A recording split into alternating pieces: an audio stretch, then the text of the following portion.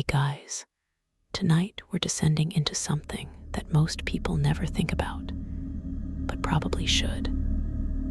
We're talking about what happened in the darkest corners of history's prisons, specifically the forgotten cells where people were left to starve, slowly and agonizingly, out of sight and out of mind. So before we go any further into this unsettling journey, take a moment to like the video and subscribe, but only if you genuinely enjoy what we do here. And let me know in the comments where you're tuning in from and what time it is for you. It's always fascinating to see who's joining us from around the world, especially those of you settling in for the night. Now, dim the lights. Maybe turn on a fan for that soft background hum, and let's ease into tonight's journey together. Starvation is one of the most horrific ways to die. It's not quick. It's not merciful. It's a slow, systematic shutdown of the human body, a process that can take weeks or even months, depending on various factors. And throughout history, in prisons, dungeons, and oubliettes across the world, people have been subjected to this fate, sometimes as official punishment, sometimes through neglect, and sometimes simply because they were forgotten. These weren't always criminals in the modern sense. Many were political prisoners, religious dissenters, people who had angered those in power, or simply unfortunates who had been in the wrong place at the wrong time. Their stories are dark, disturbing, and largely forgotten by history. But they deserve to be told. Let's start with the basics. What actually happens to the human body during starvation? Understanding the physiological process makes the historical accounts even more harrowing, because you begin to grasp exactly what these prisoners endured. In the first few days without food, the body begins to deplete its glycogen stores, the readily available energy reserves stored in the liver and muscles. This happens relatively quickly, usually within 24 to 48 hours. Once these stores are exhausted, the body enters what's called the catabolic state, where it begins breaking down its own tissues for energy.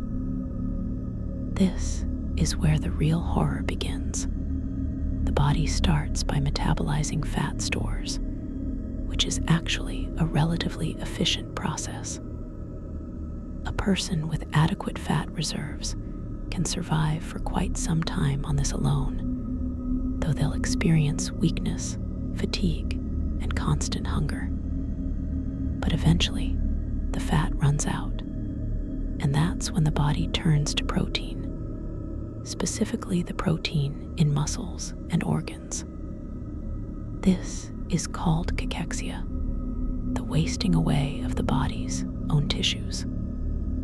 Muscles begin to deteriorate. The heart, which is itself a muscle, starts to weaken. The immune system begins to fail.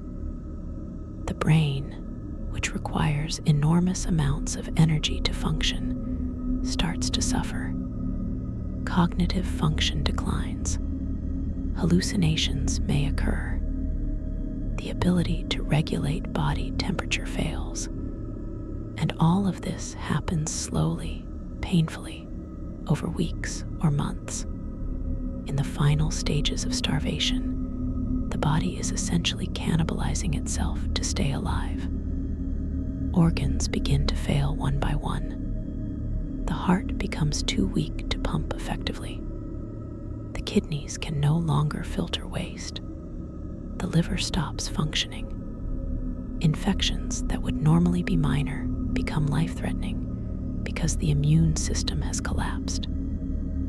And throughout all of this, the person is conscious, aware, suffering. They feel the hunger, the weakness, the pain of their body consuming itself. They experience confusion and delirium as their brain is starved of glucose. And they know, with increasing certainty, that they are dying. This is what happened to countless prisoners throughout history, locked in cells where no one could hear them scream, where no one cared whether they lived or died. Medieval dungeons were perhaps the most notorious locations for this kind of death.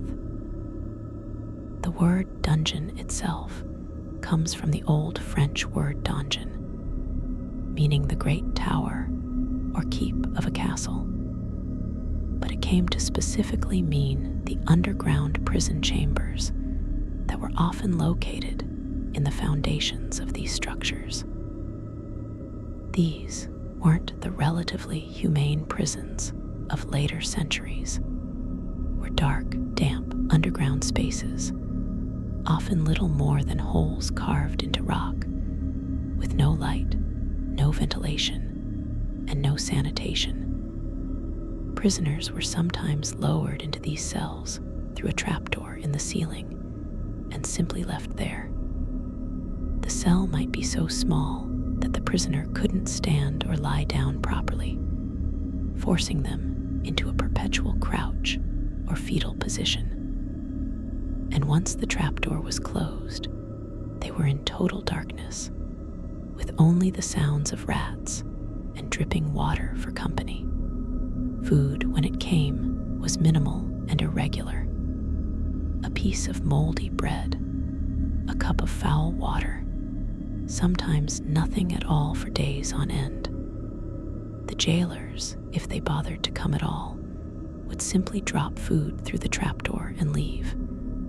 There was no conversation, no human contact, no acknowledgement of the prisoner as a person. They were simply left to rot, and that's exactly what many of them did. Without adequate nutrition, their bodies began the slow process of starvation, but the psychological torture of not knowing when or if food would come again was almost as bad as the physical hunger. Every sound from above became a source of desperate hope. Was someone coming? Would there be food today? Or would the trapdoor remain closed, leaving them to weaken further in the darkness? The castle of Chillon, located on the shores of Lake Geneva in Switzerland, contains one of the most famous dungeon systems in Europe. The castle's underground vaults were used as prisons for centuries, and conditions were notoriously brutal. Prisoners were chained to pillars in dark, damp cells that were barely above the water level of the lake. The cold was constant and penetrating. The air was thick with moisture and the smell of decay, and food was scarce, delivered at the whim of the jailers, who had little incentive to keep prisoners alive, once they had been forgotten by those who had ordered their imprisonment. Archaeological excavations of these dungeons have revealed scratch marks on the walls, desperate attempts by prisoners to mark the passage of time, or simply to have something to do in the endless darkness. Some of these marks are at ground level, suggesting prisoners who had become too weak to stand, scratching at the stone as they lay dying. One of the most famous prisoners at Chillon was Francois Bonnivard, a Genevan monk who was imprisoned there for 6 years in the early 16th century. His story inspired Lord Byron's poem, The Prisoner of Chillon, which romanticized his suffering, but couldn't fully capture the reality of his experience. Bonnivard was chained to a pillar in the dungeon, able to move only a few steps in any direction. He lived in near total darkness, with minimal food and no companionship except the rats. By the time he was released, he had nearly gone mad from the isolation and deprivation. He described the constant hunger, the way his body had wasted away, until he could feel his bones through his skin, and the hallucinations that plagued him in the darkness. He was one of the lucky ones. He survived. Many others in those same dungeons did not. The oubliette was an even more sinister form of dungeon, designed specifically to forget prisoners. The word comes from the French oublier, meaning to forget, and that's exactly what these cells were for. An oubliette was typically a narrow vertical shaft, carved deep into the rock beneath a castle or fortress. The only entrance was through a trapdoor at the top. Once a prisoner was lowered into an oubliette, there was no way out. The walls were too smooth to climb. The shaft was too narrow to build any kind of ladder or escape mechanism. The prisoner was simply trapped at the bottom, often in water or filth that accumulated at the base of the shaft. And there they stayed until they died. Some oubliettes were designed to kill quickly. The fall into the shaft might be onto spikes or into deep water where the prisoner would drown. But others were designed for slower deaths. The prisoner would land on a stone floor, injured but alive, and then be left there. Food might be dropped down occasionally, or it might not. Water might seep in from the walls, or the prisoner might die of thirst. But the key feature of an oubliette was that once you were in, you were forgotten. The trapdoor would be closed and sealed. The prisoner's existence would be erased from all records. And they would die alone in the darkness, their screams unheard, their suffering unknown. When castle renovations or archaeological excavations have uncovered these oubliettes centuries later, they've sometimes found skeletal remains at the bottom, the final evidence of people who were literally forgotten to death. The Bastille in Paris, before it was stormed during the French Revolution, was infamous for its treatment of prisoners, particularly those held in the cachots, or underground cells. These were similar to oubliettes in their design and purpose. Prisoners in the cachots were often political enemies of the king or nobility, people who had fallen out of favor and needed to disappear quietly. They were taken to the Bastille under cover of darkness, led down into the underground levels, and locked in cells that were barely large enough to contain a human body. The cells were cold, perpetually damp, and infested with vermin. Food was scarce and of the poorest quality, and the prisoners were left there, sometimes for years, until they either died or were released if their political usefulness changed. One account from a Bastille prisoner who survived described the cachots as living tombs. He wrote about the darkness being so complete that he lost all sense of time, not knowing whether it was day or night, whether weeks or months had passed.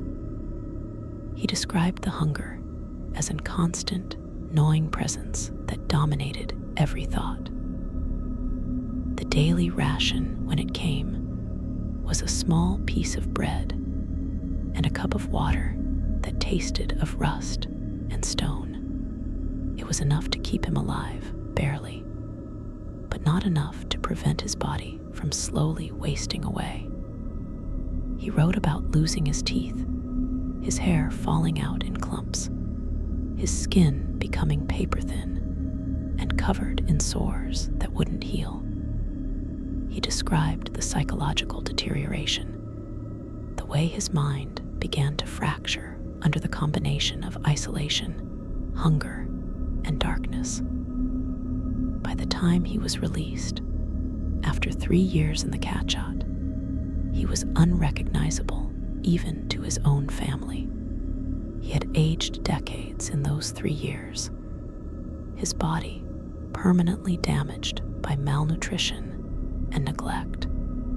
The practice of starving prisoners wasn't limited to medieval Europe. Throughout Asia, particularly in Imperial China and feudal Japan, similar practices existed. In China, the practice of slow death by starvation was sometimes used as a form of execution for particularly heinous crimes, or for political prisoners whose public execution might cause unrest. The prisoner would be placed in a cell barely large enough to contain them, often in a cage that prevented them from standing or lying flat. Food would be provided, but in decreasing quantities each day. The first few days, they might receive a normal ration. Then it would be cut in half, then cut again, and again. The process could take months, during which the prisoner's body would slowly consume itself. This slow reduction was considered more cruel than simple starvation, because it gave the prisoner hope each day that they might receive more food, only to have that hope crushed when the ration arrived smaller than before. Chinese prison records from various dynasties contain matter-of-fact descriptions of prisoners who died of starvation. The language is bureaucratic and cold, noting the prisoner's crime, their sentence, and the date of their death, but offering no details about their suffering. These were people who had been deemed enemies of the state, and their deaths were considered both punishment and deterrent. But reading between the lines of these official records, you can glimpse the horror of what actually happened. A prisoner noted as dying after 87 days of imprisonment in a reduction cell. Another listed as becoming incoherent after 45 days before dying on day 62. These were people who spent weeks watching their bodies deteriorate, feeling their strength fade, knowing that death was coming slowly, and that no one was going to save them. In feudal Japan, the practice of confinement in tiny cells was common for certain categories of prisoners. The tsurushi, or suspension cells, were particularly notorious. These were essentially wooden cages suspended from the ceiling of a prison building, so small that the prisoner couldn't stretch out or stand. They were left in these cages with minimal food and water, often as a form of interrogation or punishment. The goal wasn't always to kill the prisoner, but death from starvation and dehydration was common, especially if the prisoner refused to confess to whatever crime they were accused of, or if they simply fell out of official favor and were forgotten.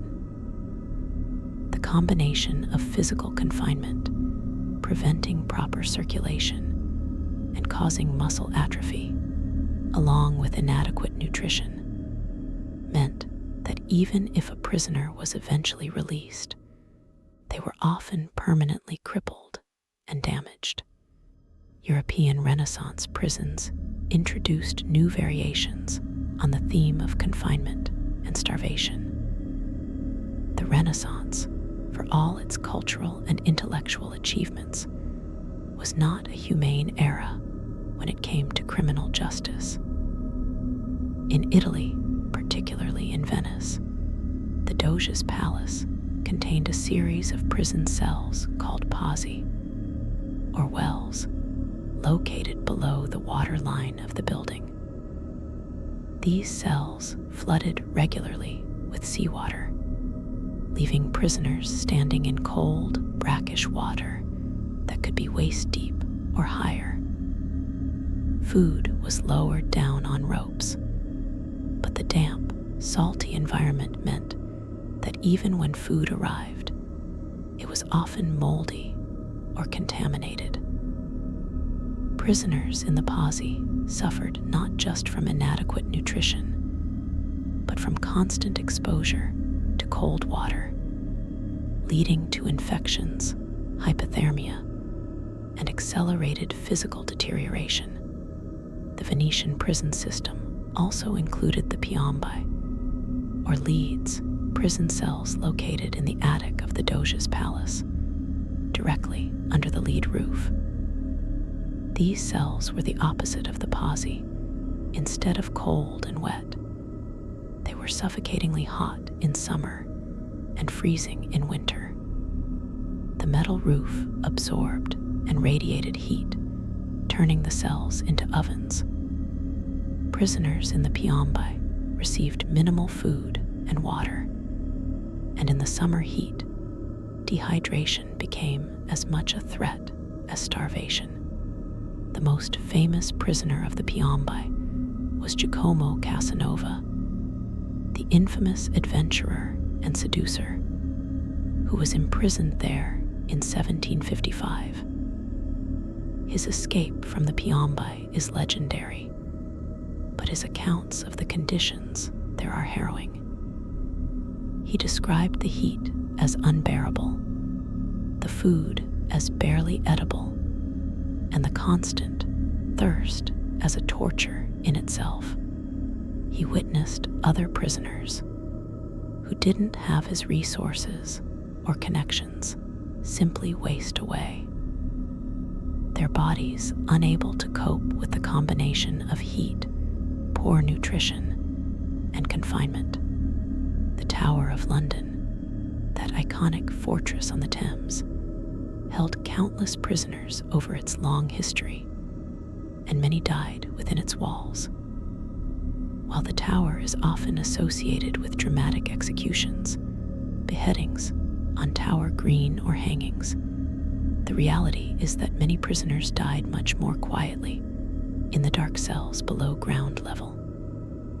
These cells, particularly those in the basement of the White Tower and in the underground levels of other towers within the complex, were cold, damp, and dark.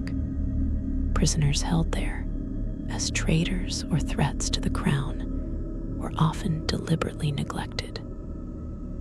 Food came irregularly. Medical care was non-existent, and prisoners who fell ill or became too weak to call out for help were simply left to die. One of the most tragic cases from the Tower of London involved a group of prisoners taken during the Wars of the Roses, the civil conflict between the houses of Lancaster and York in the 15th century. These prisoners, mostly young men from noble families who had backed the losing side, were imprisoned in the tower and essentially forgotten as the political situation shifted and their captors became occupied with other concerns. Records from the tower suggest that a number of these prisoners died within the first year of their confinement, and subsequent investigations indicated that many had starved to death.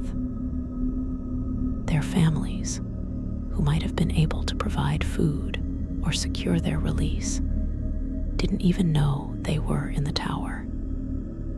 They had been taken in secret, held in secret, and died in secret. Their bodies were buried in unmarked graves within the tower grounds, and their names were struck from records, as if they had never existed at all. The practice of imprisoning people in church crypts and monastery dungeons was another dark aspect of medieval and Renaissance incarceration. Religious institutions had their own systems of justice, and priests, monks, or nuns who violated church law could be imprisoned in cells beneath churches or monasteries. These cells were often tiny, carved into the stone foundations of the building, with no light and minimal ventilation. Justification was that this was spiritual punishment, a chance for the prisoner to contemplate their sins in isolation before God. But in practice, it was often a death sentence. Food provided by the monastery or church was minimal, based on the idea that fasting was spiritually purifying. Water came from whatever seeped through the walls or was provided in small amounts by the jailers. And prisoners held in these religious dungeons had no recourse, no appeals, no way to contact the outside world. They were at the complete mercy of their religious superiors, who often had their own reasons for wanting certain individuals to quietly disappear. Historical records from various European monasteries contain references to cells of penance or cells of correction that were used for this purpose. Some of these cells have been discovered during renovations or archaeological work, and they reveal the grim reality of this practice. Scratch marks on walls, chains embedded in stone, and in some cases, skeletal remains that were never properly buried, simply left in the cell and sealed up.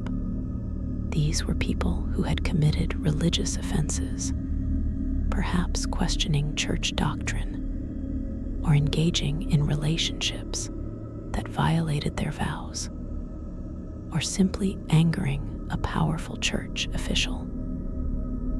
Their punishment was to be locked away and forgotten, to die slowly of hunger and neglect in the name of spiritual discipline. The Spanish Inquisition, that infamous institution that persecuted heretics and non-believers throughout Spain, and its colonies from the late 15th to the 19th century, also used starvation as a tool of interrogation and punishment. Prisoners held by the Inquisition were often placed in cells where food was deliberately withheld or provided in amounts just barely sufficient to keep them alive. The goal was to weaken them physically and mentally, making them more susceptible to interrogation and more likely to confess to heresy or other charges. The Inquisition maintained detailed records of its proceedings, and these documents sometimes include chilling notes about prisoners who died in custody. The cause of death was usually listed euphemistically as natural causes or failure to thrive, but the reality was often simple starvation or diseases related to malnutrition. One particularly disturbing aspect of Inquisition prisons was the use of graduated starvation as a form of psychological torture. A prisoner might be given adequate food for the first few days or weeks of their imprisonment, allowing them to recover some strength and hope. Then the the rations would be cut, and the prisoner would begin to weaken. Just when they were on the verge of collapse, the rations might be increased again, giving them false hope of improvement. This cycle could be repeated multiple times, with the prisoner never knowing whether they were going to be fed or starved on any given day. The psychological impact of this uncertainty, combined with the physical effects of fluctuating nutrition, was devastating. Prisoners became fixated on food, willing to say or do anything to secure their next meal. Many confessed to crimes they hadn't committed, implicating others to curry favor with their jailers, all in the desperate hope of receiving a few more crumbs of bread. Colonial prisons in the Americas, Africa, and Asia also saw countless cases of prisoners starving to death in forgotten cells. European colonial powers established prisons in their colonies that were often even more brutal than those in Europe, operating with even less oversight and accountability. Indigenous people who resisted colonization, enslaved people who attempted escape, and political dissidents were thrown into these prisons and often simply forgotten.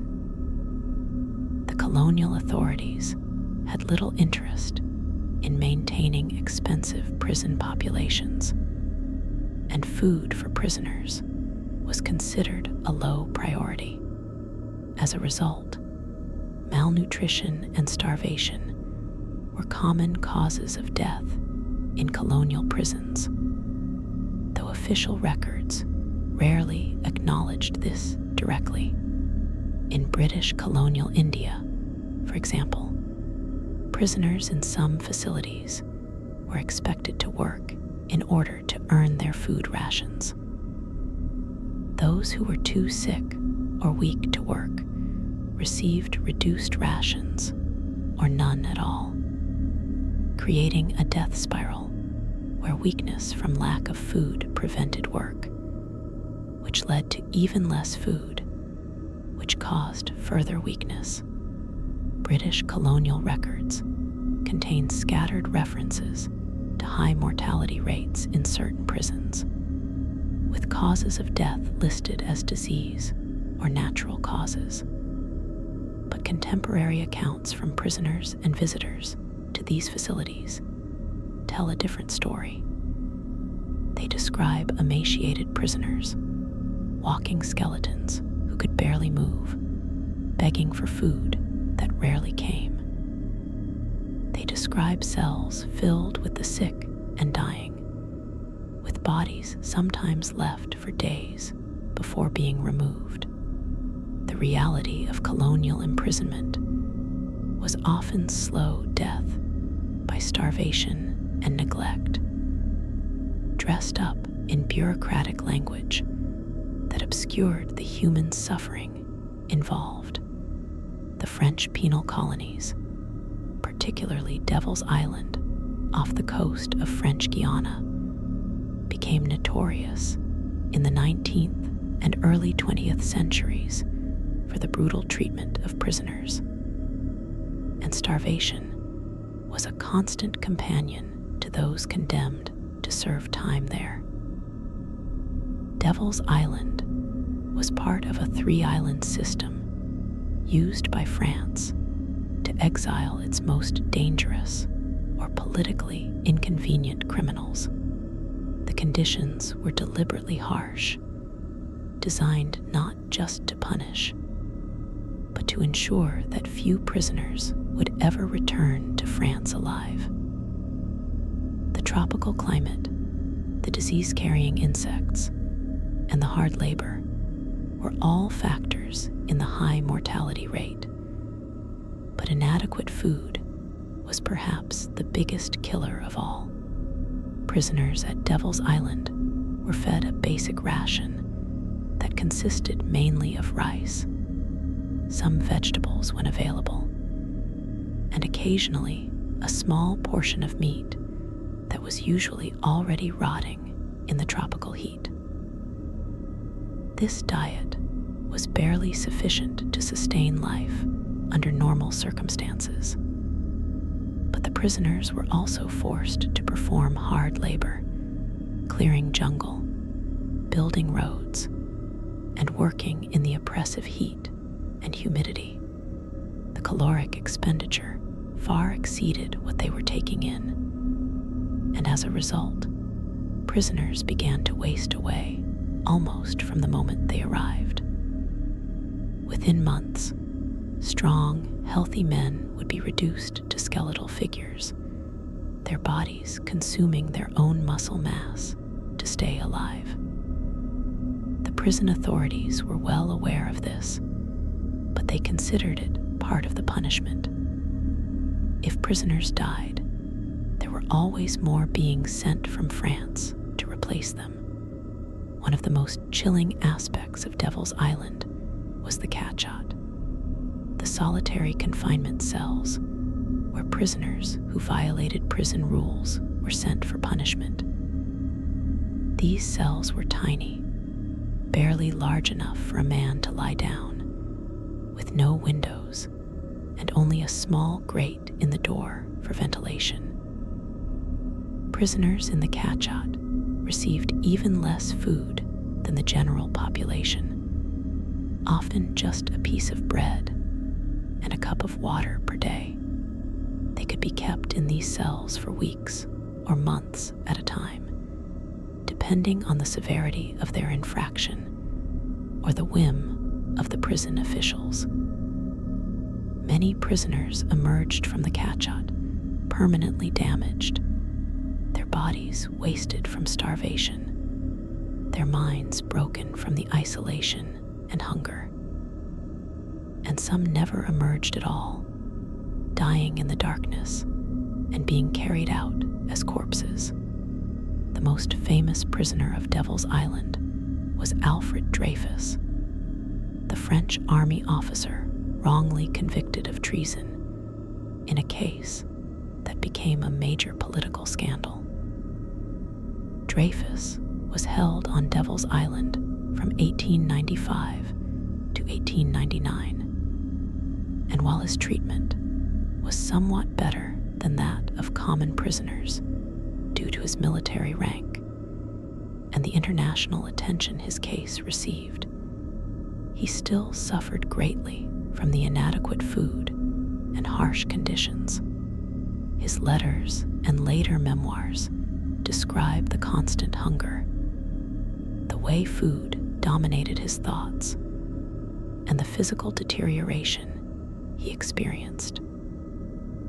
He wrote about watching other prisoners around him dying from a combination of disease, exhaustion, and malnutrition, their bodies simply giving out under the strain. Dreyfus was eventually exonerated and released, but he never fully recovered from his time on Devil's Island, and he spent the rest of his life dealing with health problems that stemmed from those years of deprivation. Russian prisons under the Tsarist regime and later under the Soviet system were equally brutal when it came to feeding prisoners. The katorga, the system of penal labor camps in Siberia, sent millions of people into frozen exile over the centuries, and starvation was one of the primary methods by which prisoners were eliminated. The journey to Siberia alone often killed a significant percentage of prisoners, as they were marched hundreds or thousands of miles with minimal food and no medical care. Those who survived the journey arrived at the camps already weakened, and conditions in the camps themselves were designed to extract maximum labor while providing minimum sustenance. Prisoners in the katorga camps worked in mines, logging operations, and other brutal industries in temperatures that could drop to 40 or 50 degrees below zero. The daily food ration was calculated to be just enough to keep a prisoner alive if they were doing light work. But most prisoners were assigned to hard labor that burned far more calories than they were consuming. The staple diet was black bread, often moldy or mixed with sawdust to stretch the flour supply, along with a thin soup made from whatever vegetables were available, which in winter meant mostly cabbage and potatoes, if anything at all. Meat was almost non-existent. Fat, which is crucial for survival in extreme cold, was completely absent from the diet. As a result, prisoners' bodies had no reserves to draw on when working in the cold, and they began to freeze and starve simultaneously. The mortality rate in the Siberian katorga camps was staggering. In some camps during particularly harsh winters, 50% or more of the prison population would die before spring arrived. The bodies were often left where they fell, frozen solid, to be buried in mass graves once the ground thawed. Camp administrators kept meticulous records of deaths, but the causes were usually listed in vague terms: exhaustion, illness, natural causes, anything but the truth, which was that these people were being deliberately worked and starved to death. The Soviet Gulag system that followed the Tsarist katorga was in many ways even worse, with prisoner quotas that demanded ever higher production rates, while food rations remained constant or were even reduced. Prisoners who failed to meet their work quotas had their rations cut further, creating a death spiral from which few escaped. One survivor of the Gulag, Alexander Solzhenitsyn, wrote extensively about the starvation and suffering he witnessed during his time in Soviet prison camps. His accounts describe prisoners so hungry that they would eat grass, bark, and even leather from their boots in desperate attempts to fill their stomachs. He wrote about men who became so obsessed with food that they could talk of nothing else, planning imaginary meals in meticulous detail, describing dishes they remembered from their lives before imprisonment. This fixation on food was a psychological response to extreme deprivation, a way for the mind to cope with the body's slow deterioration. Solzhenitsyn described watching men die from starvation, their bodies simply shutting down after months or years of inadequate nutrition. He noted that towards the end, the dying men would often become strangely calm, almost peaceful, as if their bodies had finally accepted what was happening and stopped fighting. The concentration camps of Nazi Germany represent perhaps the most systematic and deliberate use of starvation as a tool of extermination in modern history. While the gas chambers and mass shootings are more widely known, starvation was actually responsible for a significant portion of concentration camp deaths. Prisoners in camps like Auschwitz, Dachau, Buchenwald, and dozens of others were fed minimal rations that were calculated to slowly kill them. The daily diet typically consisted of a thin soup made from potato peelings or turnips, a small piece of bread, and occasionally a tiny portion of margarine or sausage. This amounted to somewhere between 700 and 1,300 calories per day, far below what was needed for survival, especially given the hard labor prisoners were forced to perform. The Nazi camp system operated on the principle of extermination through work, where prisoners were used as slave labor until they literally died from the combination of overwork and starvation. The SS guards and camp administrators understood exactly what they were doing. They kept detailed records of prisoner weights, tracking the steady decline as bodies consumed themselves. Medical experiments were conducted to determine the minimum amount of food needed to keep prisoners alive long enough to extract useful work from them. The goal was efficiency, maximizing labor output while minimizing the resources spent on keeping prisoners alive. It was industrial-scale murder disguised as prison administration. Survivor testimonies from the Nazi camps all describe the overwhelming, all-consuming nature of hunger. Primo Levi, an Italian chemist who survived Auschwitz, wrote that hunger dominated every thought, every conversation, every dream.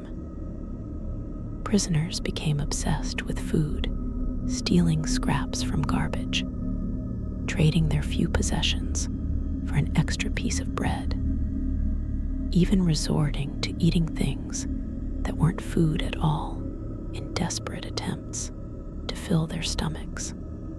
Levi described the physical changes that starvation caused, the way prisoners became living skeletons, their skin stretched tight over bones, their eyes sunken deep in their skulls, their movements slow and painful as their muscles wasted away.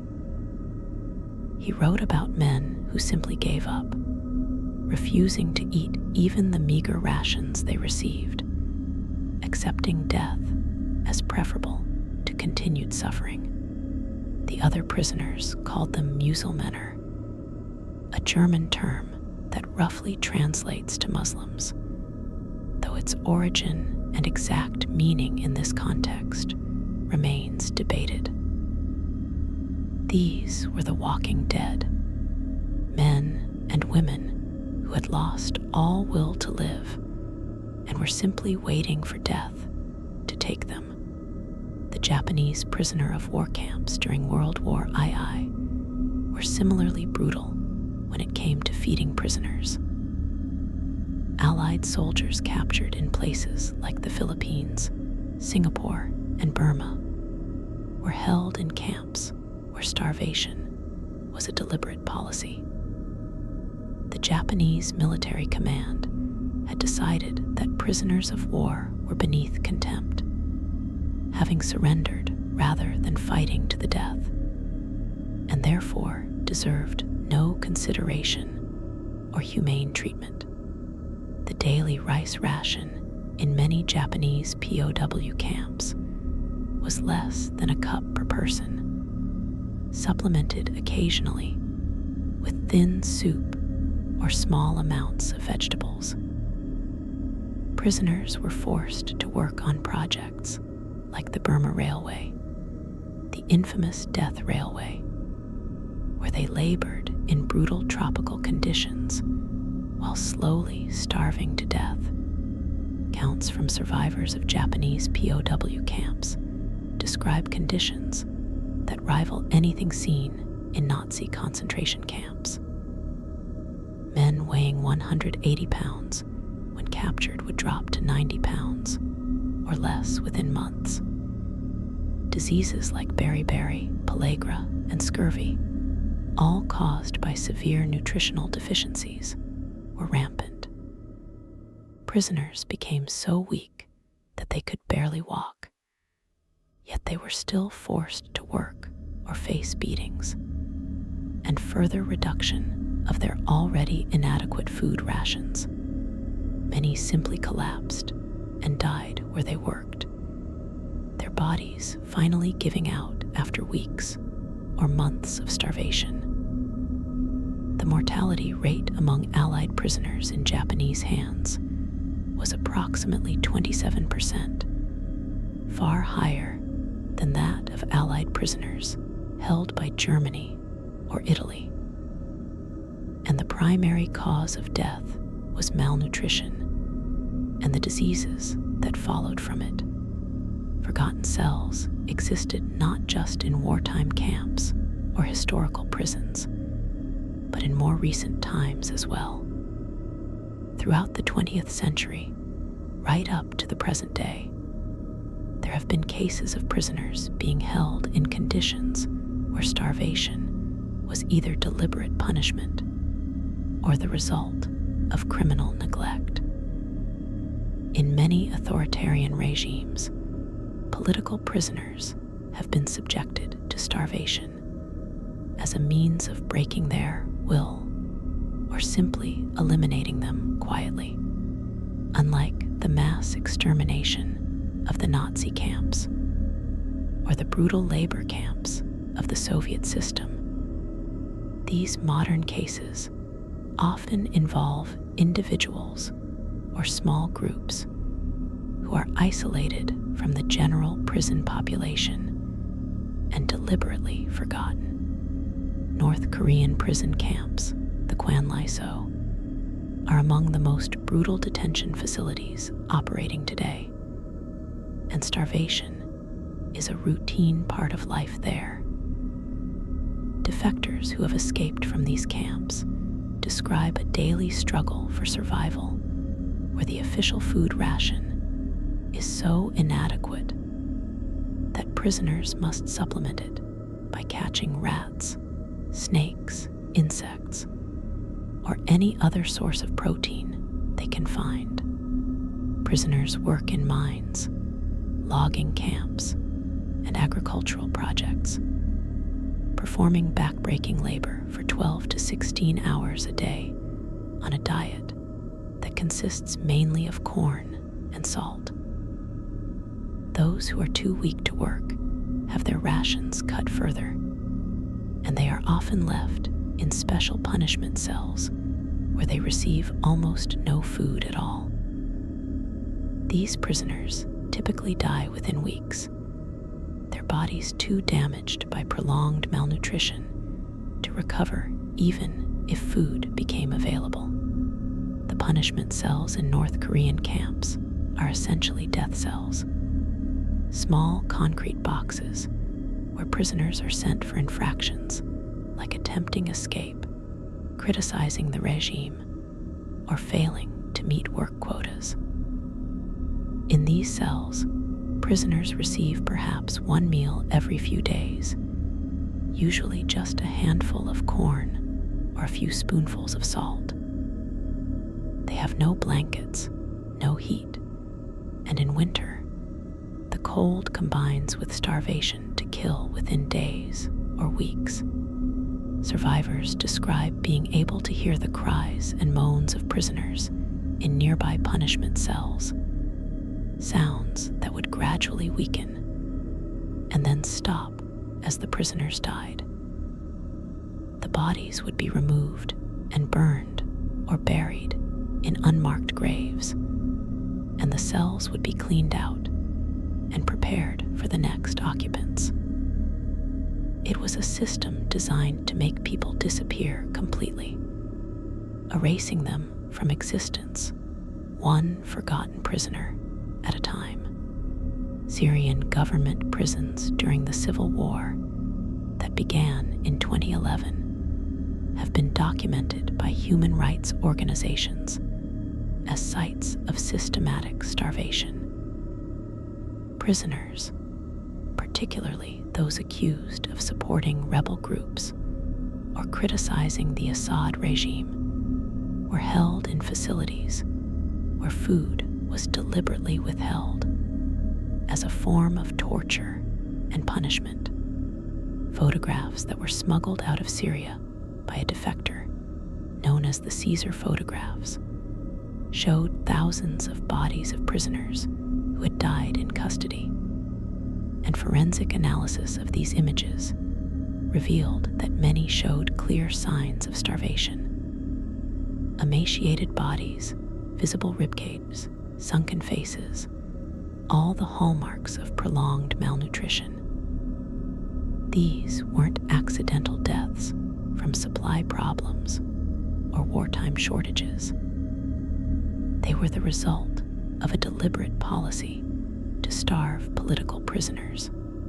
Survivors who were eventually released from Syrian government prisons described conditions that were almost medieval in their brutality.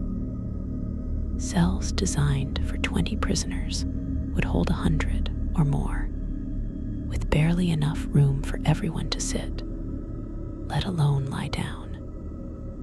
Food came once a day, if at all, and consisted of a small piece of bread and perhaps some olives or a spoonful of rice. Prisoners were kept in these conditions for months or years, with no access to medical care, no communication with the outside world, and no knowledge of whether they would ever be released or simply left to die. Many prisoners developed psychological disorders from the combination of starvation, overcrowding, and constant fear. They described becoming animalistic in their desperation for food, fighting over crumbs, eating insects that crawled into the cells, and drinking water that was contaminated with sewage, because it was the only water available. The privatization of prisons in the United States and other countries has led to a different kind of neglect, one driven by profit motives rather than political ideology. Private prison companies are paid per prisoner by government contracts, and their profit margin depends on minimizing costs. Food is one of the largest variable costs in running a prison, and there have been numerous documented cases of private prisons cutting food budgets to the point where prisoners are chronically malnourished. While outright starvation is rare in modern American prisons, there have been cases where prisoners have lost dangerous amounts of weight, developed malnutrition-related health problems, and in extreme cases, died from complications related to inadequate nutrition. One particularly egregious case involved a private immigration detention center in Texas, where detainees reported receiving food that was insufficient in quantity and so poor in quality that many people refused to eat it. Investigations revealed that the facility was spending less than $3 per day per detainee on food, an amount that made it virtually impossible to provide adequate nutrition. Detainees reported losing significant weight, feeling constantly weak and dizzy, and developing health problems like anemia and vitamin deficiencies. While these conditions don't rise to the level of deliberate starvation seen in concentration camps or authoritarian prisons, they represent a form of neglect that has serious health consequences and reflects a disturbing willingness to sacrifice prisoner welfare for corporate profit. Mental institutions have also been sites where patients, essentially prisoners in many cases, have been subjected to starvation, either through neglect or as a form of treatment or punishment. Throughout the 19th and much of the 20th century, psychiatric hospitals operated with minimal oversight, and abuses were common. Patients who were difficult to manage or who had no family to advocate for them were sometimes placed in isolation wards where they received minimal food and care. The justification was often that these patients were too disturbed to function in the general population. But in reality, these isolation wards were dumping grounds for people the institution didn't want to deal with. Patients would be locked in small rooms or even cages, fed minimal amounts of food, and largely forgotten until they died or deteriorated to the point where they were no longer considered a problem. Historical records from various mental institutions contain disturbing evidence of this practice.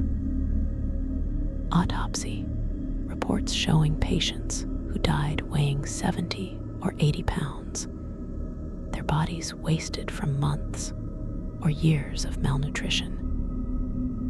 Photographs from the early 20th century showing emaciated patients in isolation wards, their conditions clearly the result of prolonged neglect.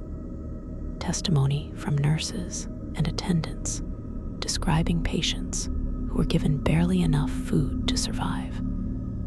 The rations cut further if they became violent or difficult. And documentation of patients who simply disappeared from the records with no clear indication of what happened to them, suggesting that they died and were buried without proper documentation or notification of family members. One of the most notorious cases involved the Willowbrook State School in New York, an institution for children with intellectual disabilities that operated from 1947 to 1987. While Willowbrook became famous for the hepatitis experiments conducted there, investigations also revealed widespread neglect, including inadequate feeding of patients. Children at Willowbrook were often underfed, with meal portions that were insufficient for growing bodies, especially those with medical conditions that affected metabolism and nutrition. The combination of poor nutrition and overcrowding led to stunted growth, developmental delays beyond what the children's disabilities would have caused, and increased susceptibility to disease.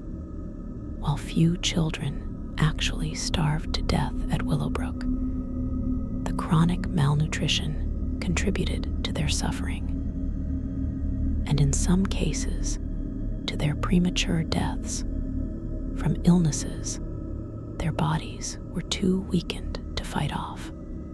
Solitary confinement in modern prisons, while not typically involving deliberate starvation, creates conditions where prisoners are vulnerable to food-related neglect. Prisoners in solitary, especially those in supermax facilities or special housing units, are completely dependent on staff to provide their meals. If a meal is skipped, whether through error, staffing shortages, or deliberate punishment, the prisoner has no recourse. They can't go to a dining hall or request food from another source. They are entirely at the mercy of the system. There have been documented cases of prisoners in solitary confinement missing multiple meals in a row, sometimes going days without adequate food because of administrative errors or deliberate neglect by by staff. While this doesn't constitute the kind of prolonged starvation seen in historical prisons or concentration camps, it represents a vulnerability that is inherent to the practice of extreme isolation. The psychological effects of food deprivation in solitary confinement are particularly severe because they compound the already significant mental health impacts of isolation. Prisoners in solitary who experience food insecurity, never knowing for certain when or if their next meal will arrive, develop anxiety, paranoia, and obsessive thoughts about food that are similar to those described by concentration camp survivors. The difference is one of degree rather than kind. The fundamental experience being completely powerless and dependent on others for the most basic need of food creates a psychological trauma that can be devastating even if the physical deprivation is relatively short-term. Immigrant detention centers around the world have become modern sites where people are held in prison-like conditions while their cases are processed. And food-related neglect has been documented in many of these facilities. Detainees are often held for months or even years, while their asylum claims or deportation cases make their way through bureaucratic systems. And during this time, they are entirely dependent on the detention facility for food.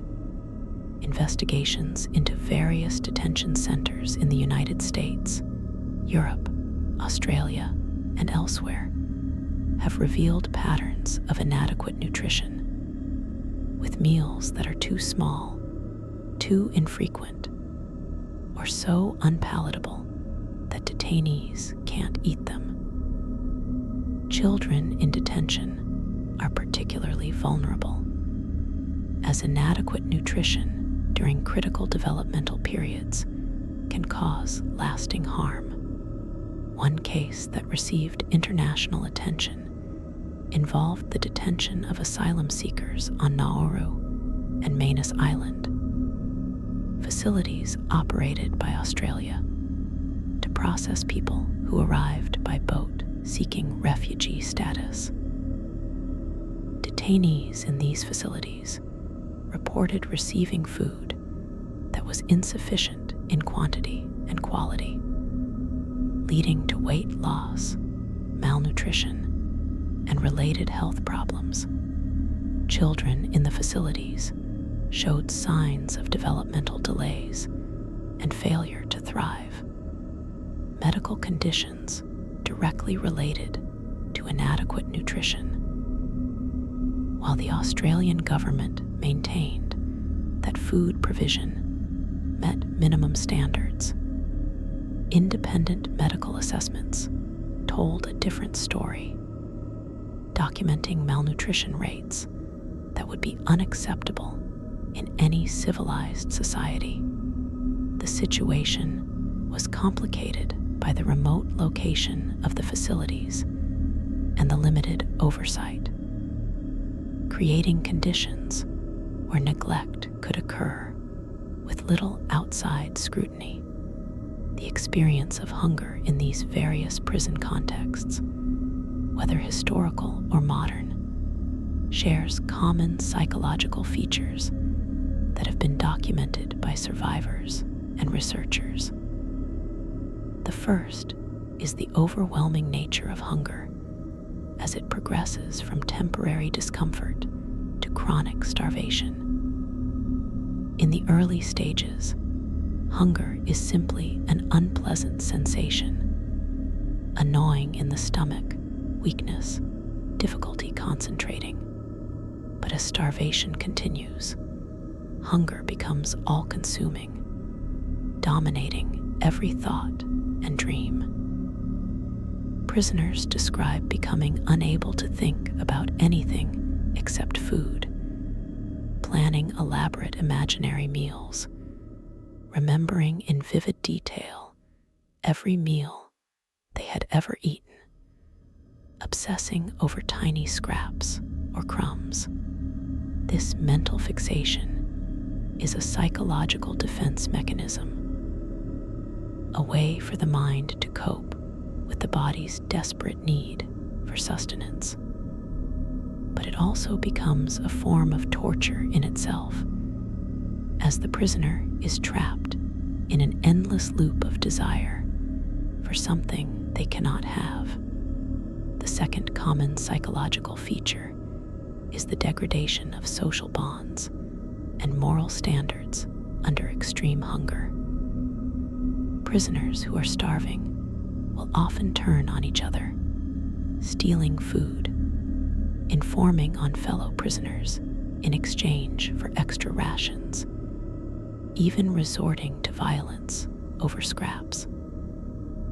This isn't a reflection of inherent immorality, but rather the result of the brain's primitive survival mechanisms taking over.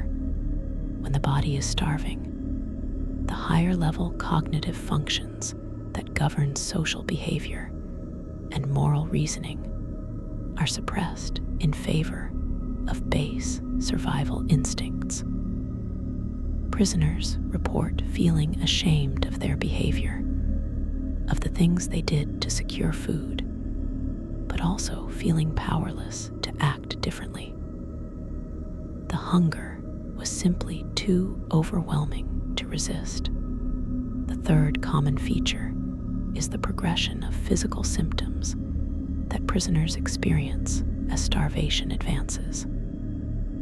In the first week without adequate food, the symptoms are relatively manageable: constant hunger, weakness, irritability, difficulty sleeping. But as days turn into weeks, the body begins to show more serious signs of distress. The skin becomes dry and flaky, sometimes developing a grayish tint as circulation deteriorates. Hair becomes brittle and begins to fall out in clumps. Teeth loosen in their sockets as the gums recede, a condition known as scurvy when combined with vitamin C deficiency. The tongue may swell and develop painful sores. Eyes sink deep into their sockets, creating the characteristic hollow-eyed appearance of starvation victims. And the smell prisoners who are starving develop a distinctive odor, sweet and slightly rotten, as their bodies begin to break down their own tissues and ketones accumulate in the blood. As starvation continues into the second and third month, the physical deterioration becomes catastrophic. Muscles waste away until bones are clearly visible through the skin. The body loses its ability to maintain core temperature, and prisoners become chronically cold, shivering even in warm weather. The heart weakens and beats irregularly as the cardiac muscle itself is consumed for energy. Blood pressure drops dangerously low, leading to dizziness and fainting. The immune system collapses, and infections that would normally be minor become life-threatening. Wounds refuse to heal.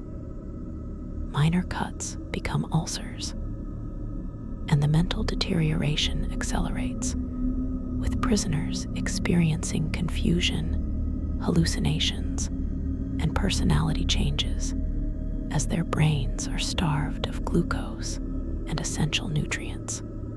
The final stages of starvation, typically occurring after 2 to 3 months of severe food deprivation, depending on the person's initial body condition, are marked by a strange kind of acceptance. Many prisoners report that the overwhelming hunger of the earlier stages actually diminishes in the final weeks of life. This isn't because the body's need for food has decreased. It's because the brain itself is too damaged to properly register hunger signals. Prisoners in this final stage often become eerily calm, almost detached from their own dying bodies. They may refuse food even if it's offered, their digestive system's too damaged to process it properly. They sleep most of the time, slipping in and out of consciousness. And then, usually quite suddenly, the heart simply stops, too weak to continue beating, or another organ fails catastrophically, and death comes as almost a relief after months of suffering. Historical accounts from various prisons and camps include descriptions of what prisoners called the death march, not the forced marches of concentration camp evacuations, but rather the visible physical progression that marked a prisoner as approaching death. Other inmates could look at someone and estimate how much longer they had, a few weeks, a few days, a few hours.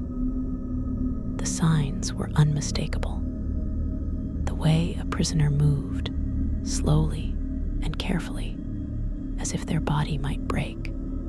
The way they sat, hunched over themselves, trying to conserve what little energy remained.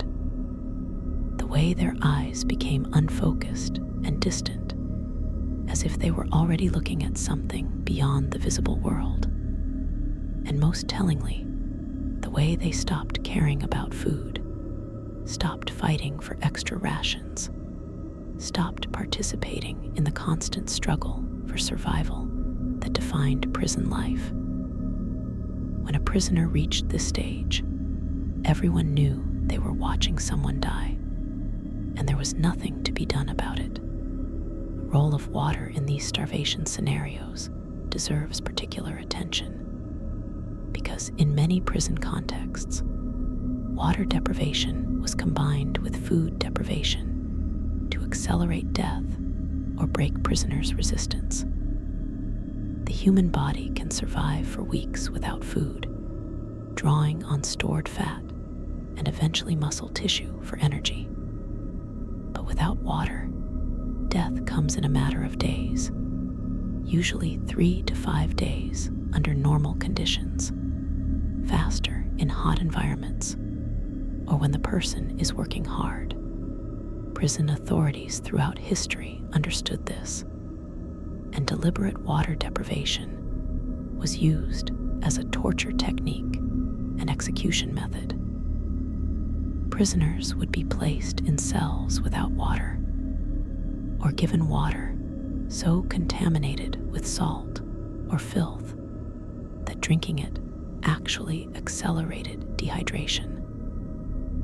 The combination of starvation and thirst created a multiplied agony that broke people faster than either deprivation alone. In desert prisons, particularly those in the Middle East and North Africa, water deprivation was especially cruel and effective.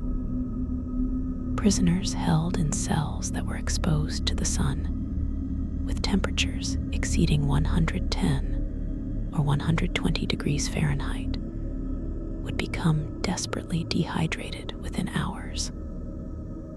Their already minimal food rations, dry bread or dates, would make thirst even worse. Without adequate water, the body's ability to sweat and regulate temperature fails, leading to heat stroke and organ failure.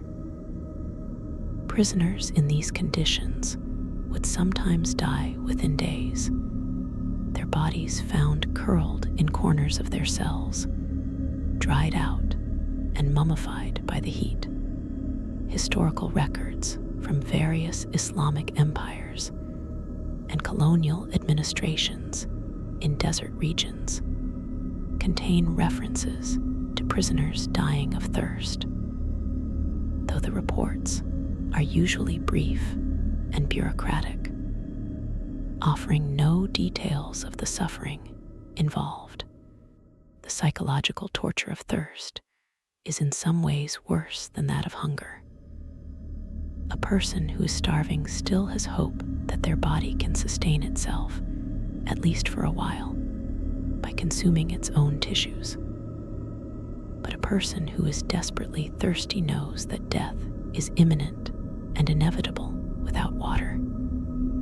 The experience of severe dehydration is nightmarish. The mouth becomes so dry that the tongue swells and cracks. The throat feels as if it's closing up, making swallowing painful or impossible. The skin loses elasticity and becomes paper thin. The kidneys begin to fail, causing excruciating pain in the lower back. Urine becomes dark and concentrated, eventually stopping altogether as the kidneys shut down. Mental confusion and hallucinations set in quickly, often within the first day or two of complete water deprivation.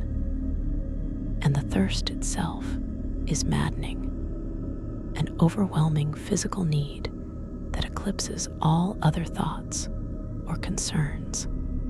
Prisoners subjected to water deprivation would sometimes resort to drinking their own urine, which only accelerated the kidney damage and hastened death.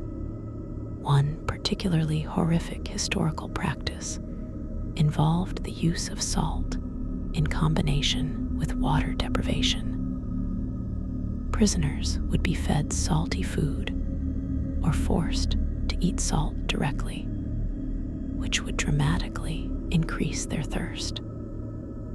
They would then be denied water or given only tiny amounts that were insufficient to balance the salt intake. This caused rapid dehydration and electrolyte imbalances that could trigger seizures, cardiac arrhythmias, and death within days. This technique was reportedly used in some medieval dungeons and in certain Ottoman Empire prisons, where it was considered a form of torture that left no visible marks on the body, making it difficult to prove abuse. Prisoners who survived this ordeal, if they were released or rescued, often suffered permanent kidney damage and neurological problems from the electrolyte imbalances and dehydration. The phenomenon of refeeding syndrome adds another layer of tragedy to the stories of starving prisoners who were eventually liberated or rescued. When a person who has been starving for an extended period is given food again, the body's response can actually be fatal if not carefully managed. During starvation, the body adapts to functioning with minimal nutrients, and various metabolic processes slow down or shut down when food is suddenly reintroduced, especially in large quantities. The body's metabolism shifts abruptly, causing dangerous fluctuations in electrolytes, particularly phosphorus, potassium, and magnesium. These electrolyte imbalances can cause cardiac arrhythmias, seizures, confusion, and organ failure. The heart, already weakened from months of starvation, may not be able to handle the sudden metabolic demands, and the person can die even as they're being fed and treated. This cruel irony has been documented in numerous contexts. When Nazi concentration camps were liberated by Allied forces in 1945, well-meaning soldiers immediately began distributing food to the starving prisoners. Rich foods like chocolate, canned meat, and other high-calorie items were given to people whose digestive systems were too damaged to handle them. Many prisoners died in the days and weeks following liberation, not from starvation, but from refeeding syndrome and the complications of suddenly eating rich food after months or years of near starvation. Medical personnel who arrived later tried to implement controlled refeeding protocols, giving prisoners very small amounts of bland, easily digestible food, and gradually increasing the quantity and richness over weeks or months. But for many, the intervention came too late, and their bodies simply couldn't recover from the prolonged damage. The same pattern occurred when Japanese POW camps were liberated in 1945. Allied prisoners who had survived years of starvation and brutal treatment were suddenly given access to food, and some ate themselves to death, their shrunken stomachs rupturing or their systems going into shock from the sudden nutritional influx. Survivors reported the terrible irony of watching comrades who had endured years of imprisonment die just as freedom arrived, victims of the very food that should have saved them.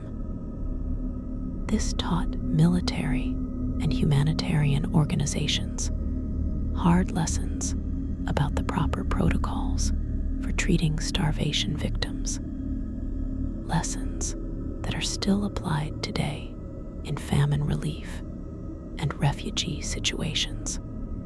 The children of starving prisoners represent a particularly heartbreaking category of victims. Throughout history, women have been imprisoned alongside men or in separate women's prisons, and sometimes these women were pregnant when arrested or became pregnant while imprisoned, either through conjugal visits in rare cases or, more commonly, through rape by guards. These pregnant women, already malnourished themselves, were expected to somehow grow and nourish a baby while receiving completely inadequate food rations. The result was predictable and tragic. High rates of miscarriage and stillbirth, bobbies born severely underweight and developmentally compromised, infants who died within days or weeks of birth because their mothers had no milk to feed them, or because the milk itself was nutritionally inadequate. In some prison systems, bobbies born to imprisoned mothers were allowed to stay with them for a period of time, usually a few months to a few years, depending on the jurisdiction and time period. These prison bobbies suffered terribly from the malnutrition that affected their mothers. They failed to thrive, remaining underweight and developmentally delayed.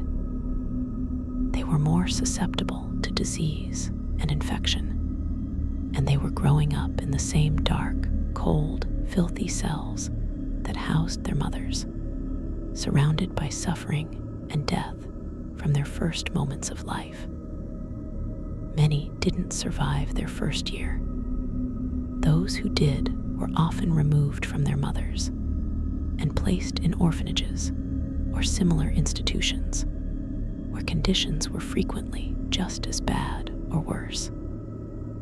These children, if they survived to adulthood, carried the physical and psychological scars of their early malnutrition for the rest of their lives. Soviet gulags had special labor camps for women, and many pregnant women and mothers with infants ended up in these facilities. The conditions were brutal, with pregnant women expected to continue performing hard labor right up until they gave birth. The food rations were the same as for other prisoners, completely inadequate for a woman trying to grow a baby. Bobbies born in the gulags had extremely high mortality rates, with some camps reporting that 90% or more of infants died before their first birthday. The women themselves often died in childbirth or shortly afterward, their bodies too weakened by malnutrition to survive the physical trauma of giving birth. Those who survived and were eventually released carried guilt and grief over the bobbies they had lost. Children who never had a chance at life because of when and where they were born. The practice of keeping prisoners on the edge of starvation, giving them just enough food to stay alive, but not enough to regain strength, was a calculated strategy in many prison systems. This state, sometimes called semi-starvation, was particularly insidious because it could be maintained indefinitely, keeping prisoners weak and compliant without causing the obvious mass deaths that might attract outside attention or intervention. Prisoners in semi-starvation remained alive, could even perform light labor, but were too weak to resist, too foggy-minded to plan escapes or organize resistance, and too focused on daily survival to think about anything beyond their next meal. This made them ideal prisoners from the authorities' perspective, alive enough to be useful, but too broken to be dangerous. The Minnesota starvation experiment, conducted during World War II, provides scientific insight into what prisoners in semi-starvation conditions experienced. This was a controlled study where volunteers were placed on a diet of approximately 1,570 calories per day for 6 months, roughly half of what the body needs for normal functioning. The goal was to understand the effects of starvation and develop better protocols for treating famine victims and liberated prisoners after the war. The results were illuminating and disturbing. The men in the study experienced extreme physical and psychological changes. They became obsessed with food, collecting recipes and cookbooks, talking constantly about eating, dreaming about food. They experienced dramatic personality changes, becoming irritable, depressed, and socially withdrawn. Their cognitive function declined, with difficulty concentrating, memory problems, and slowed reaction times. And physically, they lost an average of 25% of their body weight, developed anemia and other nutritional deficiencies, and experienced constant fatigue and weakness. What's significant about the Minnesota experiment is that these men were volunteers who knew the deprivation would end after 6 months, who had adequate shelter and water, who weren't being worked to exhaustion or abused, and who were under constant medical supervision. Despite these relatively favorable conditions compared to actual prison starvation, they still experienced severe physical and psychological deterioration. This gives us a baseline for understanding just how much worse the experience must have been for actual prisoners who were starving in dark, cold, filthy cells with no end date in sight, no medical care, and often combined with physical abuse, disease, and the psychological torture of isolation or overcrowding. Religious fasting provides an interesting contrast to prison starvation, highlighting the role of choice and control in the experience of food deprivation. Many religions include periods of fasting as spiritual practice, from the month-long dawn to dusk fasting of Ramadan in Islam to the 40-day Lenten fast in Christianity, to various fasting practices in Buddhism and Hinduism. These religious fasts are undertaken voluntarily, usually involve partial rather than complete food restriction, and are culturally supported and given positive meaning. People who fast for religious reasons generally report that while the physical experience of hunger can be challenging, the psychological experience is very different from involuntary starvation. They have chosen to fast. They can end the fast if they need to, and the hunger has spiritual significance that makes it meaningful rather than purely suffering. This contrast illuminates what made prison starvation so uniquely terrible. It wasn't just the physical deprivation, though that was certainly bad enough. It was the complete lack of control, the knowledge that the hunger would continue indefinitely, the absence of any meaning or purpose to the suffering, and the psychological torture of being completely dependent on others for the most basic necessity of life. Prisoners couldn't end their starvation by choosing to eat. They couldn't even predict when or if their next meal would come. They were reduced to the status of helpless infants, except that infants have caregivers who want them to survive, while starving prisoners had jailers who were either indifferent to their survival or actively trying to kill them slowly. The economic motivations behind prison starvation deserve examination, because in many cases, the inadequate feeding of prisoners wasn't primarily about cruelty or punishment, but about money. Prisons have always been expensive to operate, and feeding prisoners has always been one of the major costs. Throughout history, various systems have been implemented to minimize this cost, often with devastating results for the prisoners. In some cases, prisons were privatized, with contractors bidding for the right to run the facility and pocket any money they could save.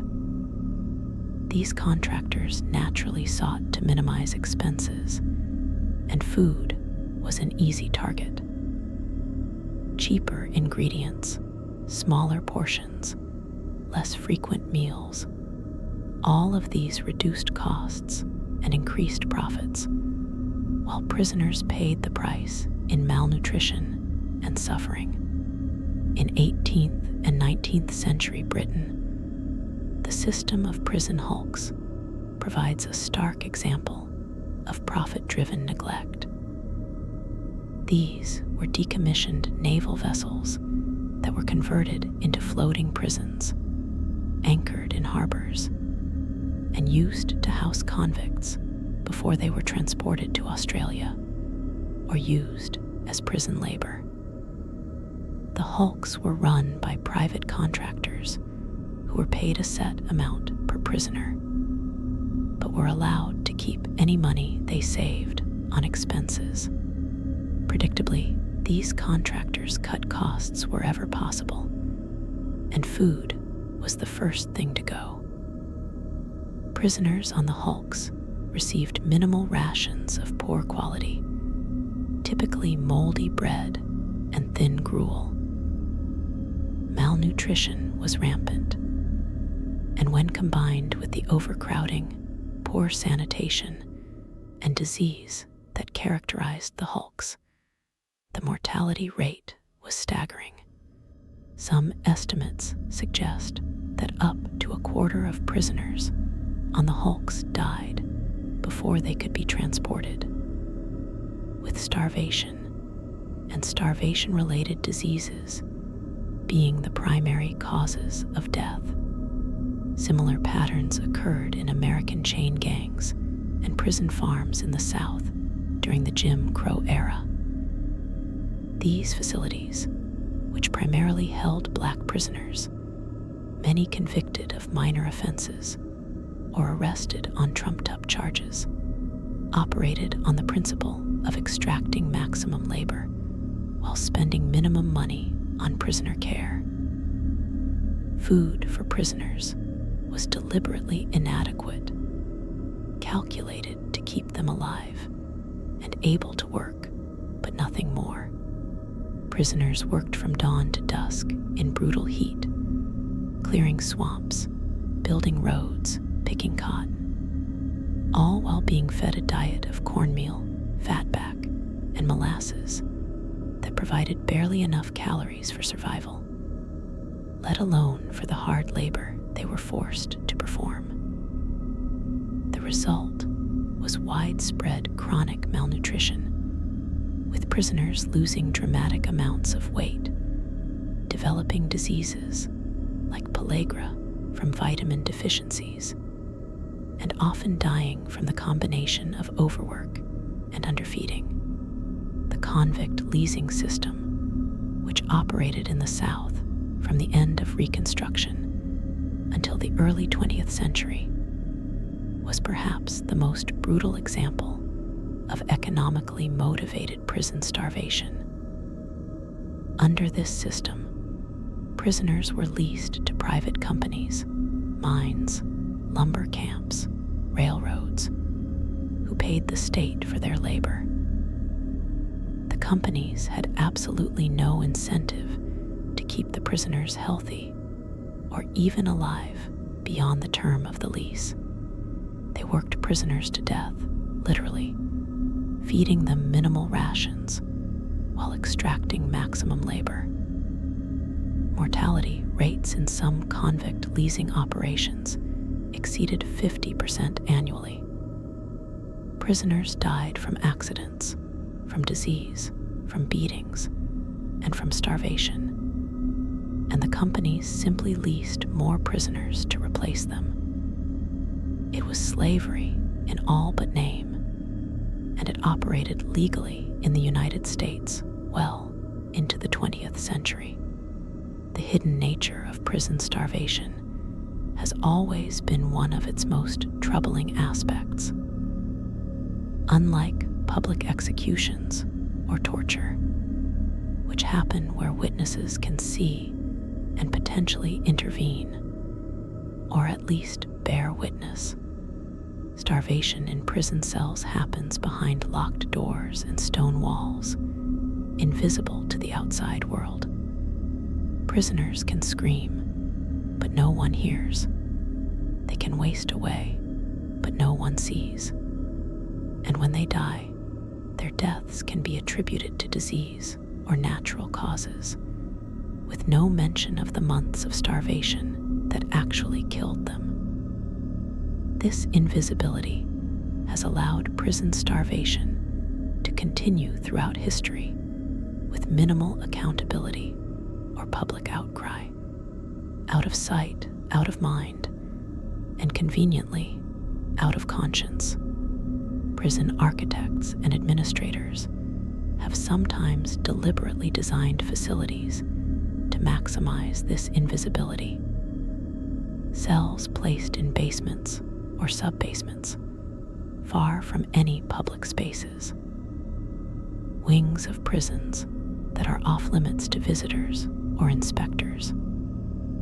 Systems of classification that allow certain prisoners to be designated as too dangerous or too mentally ill to be seen by outsiders, effectively making them disappear from any oversight, and bureaucratic mechanisms that make it difficult to track what happens to individual prisoners, so that if someone dies of starvation, their death can be lost in paperwork or attributed to other causes. These systems of invisibility and unaccountability have enabled terrible abuses, including the slow starvation of prisoners who are kept just out of sight enough that no one notices or cares. The few cases where prison starvation has been documented and prosecuted provide glimpses into how common and how hidden this practice has been. In 2003, in Florida, a mentally ill prisoner named Randy Webster died after being denied food for multiple days while held in solitary confinement. His weight at death was 77 pounds, down from over 140 pounds when he entered the facility months earlier. An investigation revealed that he had been repeatedly denied meals as punishment, that medical staff had documented his weight loss but done nothing to intervene, and that his death had been preventable. Several staff members were charged with negligence, though most received minimal punishment. This case only came to light because Webster's family pushed for an investigation. How many similar cases have occurred with no one to demand answers, no investigation, no accountability? In 2016, in Alabama, a prisoner named Matthew Ajibate died after being held in restraints in an isolation cell for hours. Footage from the cell showed him being beaten by guards and denied water when he begged for it. He had been arrested during a manic episode, clearly in need of mental health treatment, not incarceration. His death was ruled a homicide, but only one guard faced charges, and they were eventually acquitted. Again, this case only became public because of family advocacy and because surveillance footage existed. How many prisoners have died from similar abuse and neglect with no video evidence, no witnesses, no justice? These modern cases suggest that prison starvation hasn't ended. It's just become less visible and easier to deny. Prisoners in solitary confinement miss meals, and it's called a clerical error. Prisoners in mental health units refuse food because of their illness, and it's called a suicide rather than a failure of care. Prisoners in immigration detention lose dangerous amounts of weight, and it's attributed to stress rather than inadequate nutrition. The language has changed. The explanations have become more bureaucratic and sanitized. But the fundamental reality remains. Prisoners who are out of sight are vulnerable to being starved, whether through deliberate cruelty or criminal neglect. And the systems that are supposed to protect them often fail to do so. The long-term health consequences for prisoners who survive starvation are severe and often permanent. Even if someone is eventually released or rescued after a period of severe malnutrition, their body may never fully recover. The damage to organs, particularly the heart, kidneys, and liver, can be irreversible. The weakening of bones from calcium deficiency leads to osteoporosis, and increased fracture risk for the rest of their life. The damage to the digestive system, including the stomach lining and intestines, can cause chronic pain and difficulty eating even after food becomes available. The immune system may remain compromised, leaving the person vulnerable to infections and illnesses.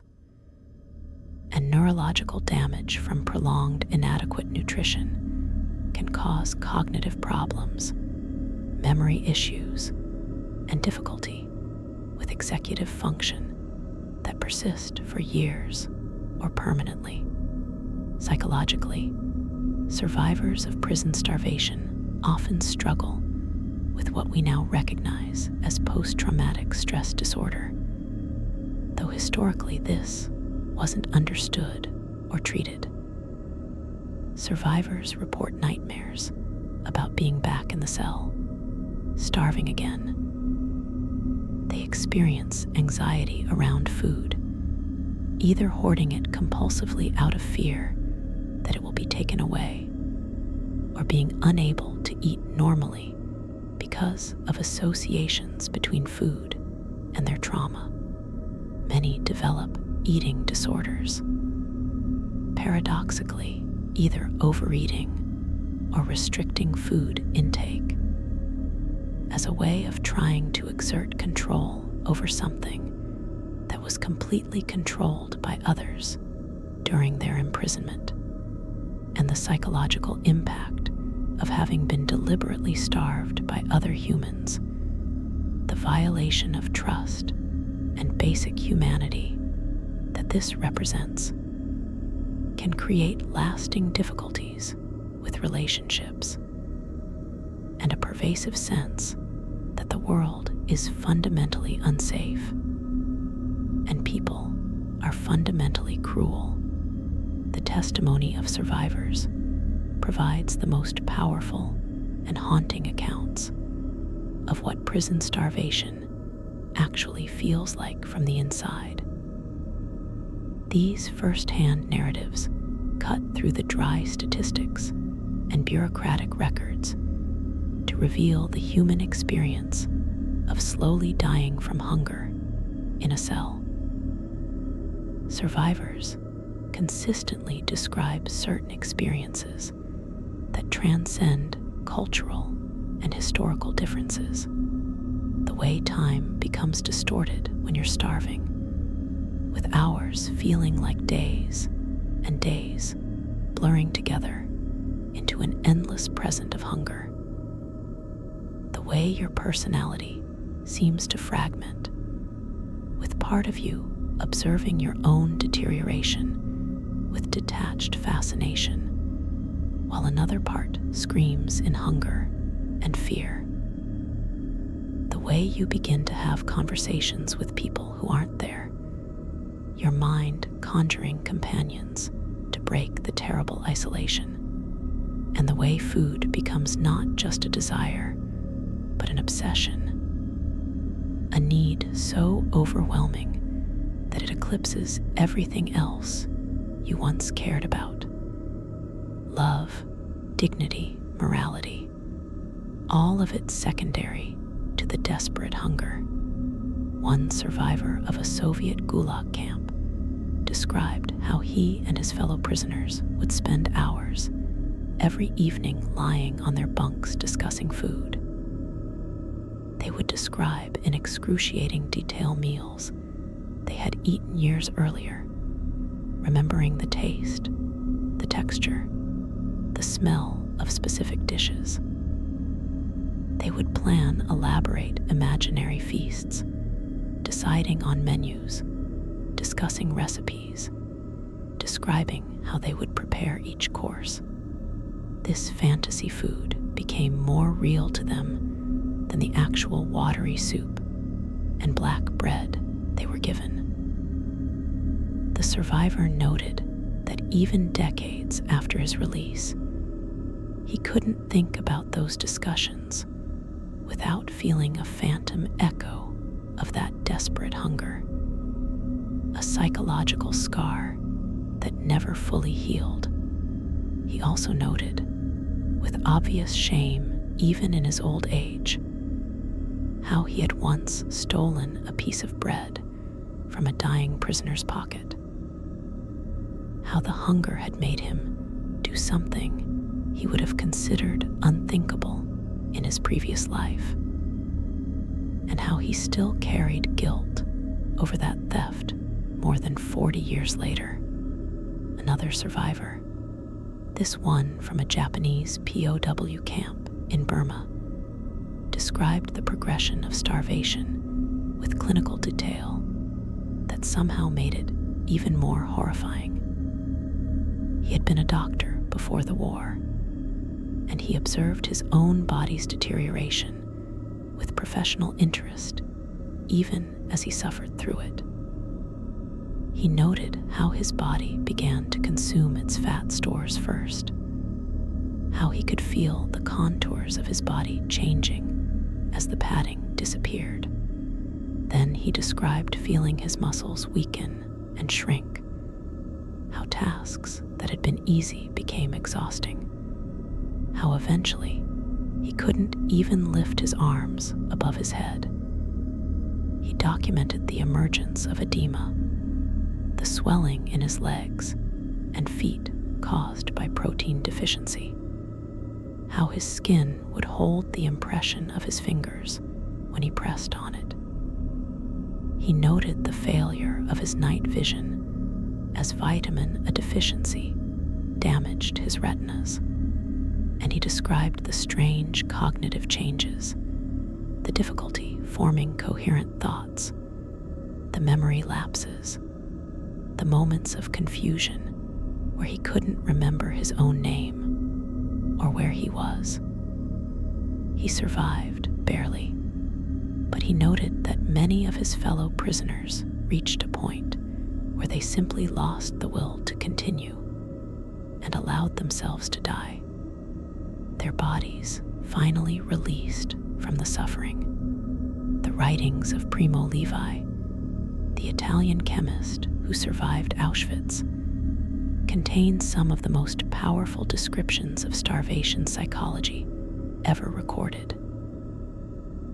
Levi wrote about how hunger reduced him and his fellow prisoners to a state that was barely human, how the constant focus on food left no mental space for anything else. He described the bread ration as the center of existence, how prisoners would eat half and save half, carrying the saved portion in their pockets and constantly checking to make sure it hadn't been stolen, touching it obsessively like a talisman.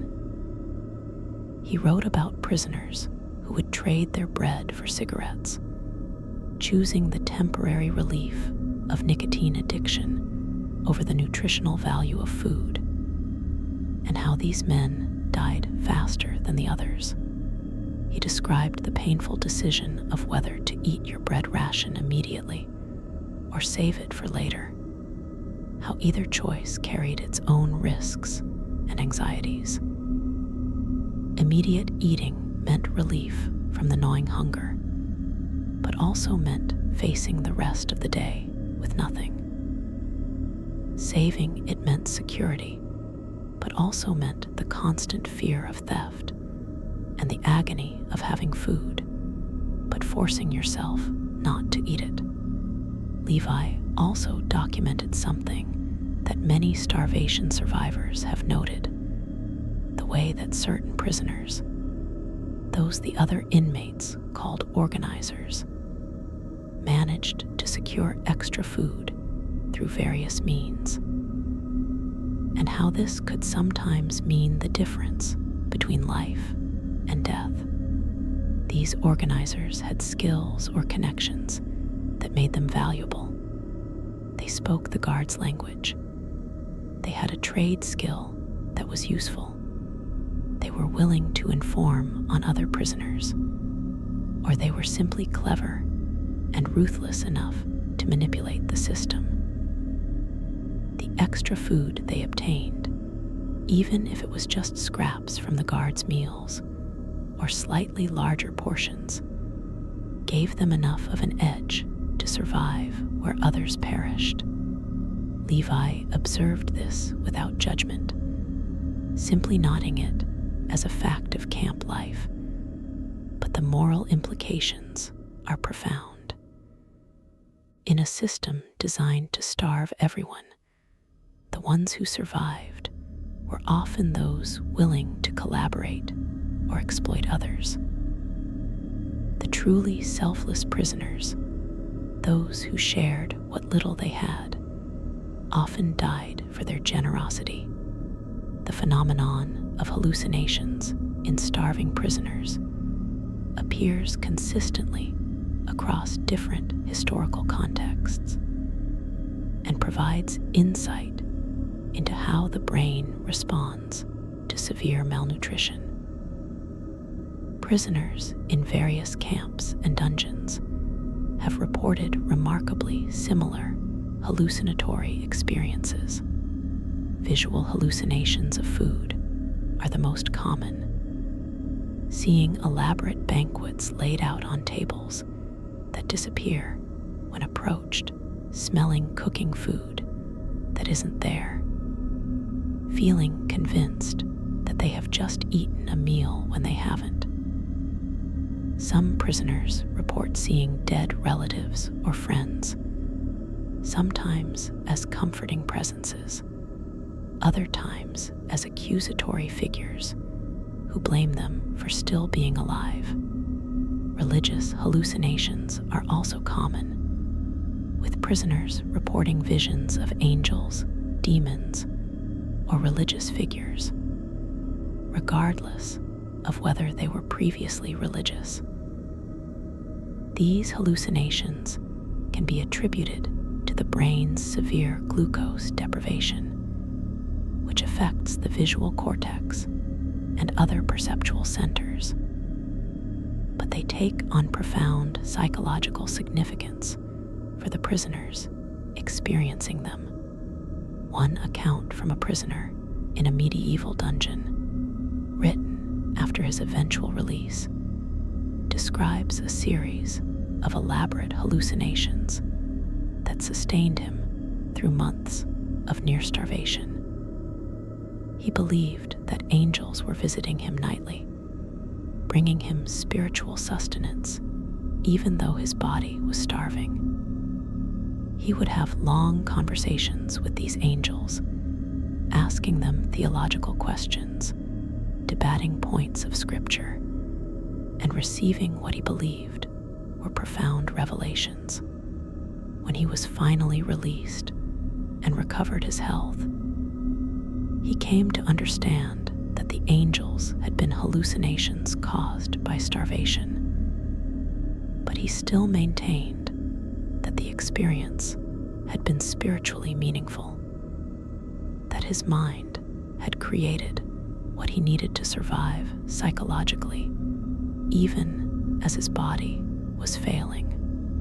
This raises interesting questions about the relationship between physical and psychological survival, whether hope and meaning, even if based on hallucinations, can somehow extend survival time by maintaining the will to live. The role of guards and prison staff in starvation cases varies from active cruelty to passive neglect to, in rare cases, attempts at compassion within an inhumane system. Most prison staff in systems where starvation was common simply did their jobs, delivering whatever inadequate rations they were told to provide, and otherwise ignoring the suffering of prisoners. They had families to feed, bills to pay, and questioning the system could cost them their jobs, or worse. This mundane evil, the bureaucratic participation in atrocity, is perhaps more disturbing than overt sadism, because it's so much more common and so much easier for ordinary people to slide into. You're just following orders. You're just doing your job. You're not personally starving anyone. You're just delivering the rations you were told to deliver. This kind of rationalization has enabled countless atrocities throughout history, but some guards did engage in active cruelty, using food as a weapon for their own amusement or to exert power. There are accounts from various prisons of guards eating meals in front of starving prisoners, describing the food in detail, offering it, and then pulling it away at the last moment.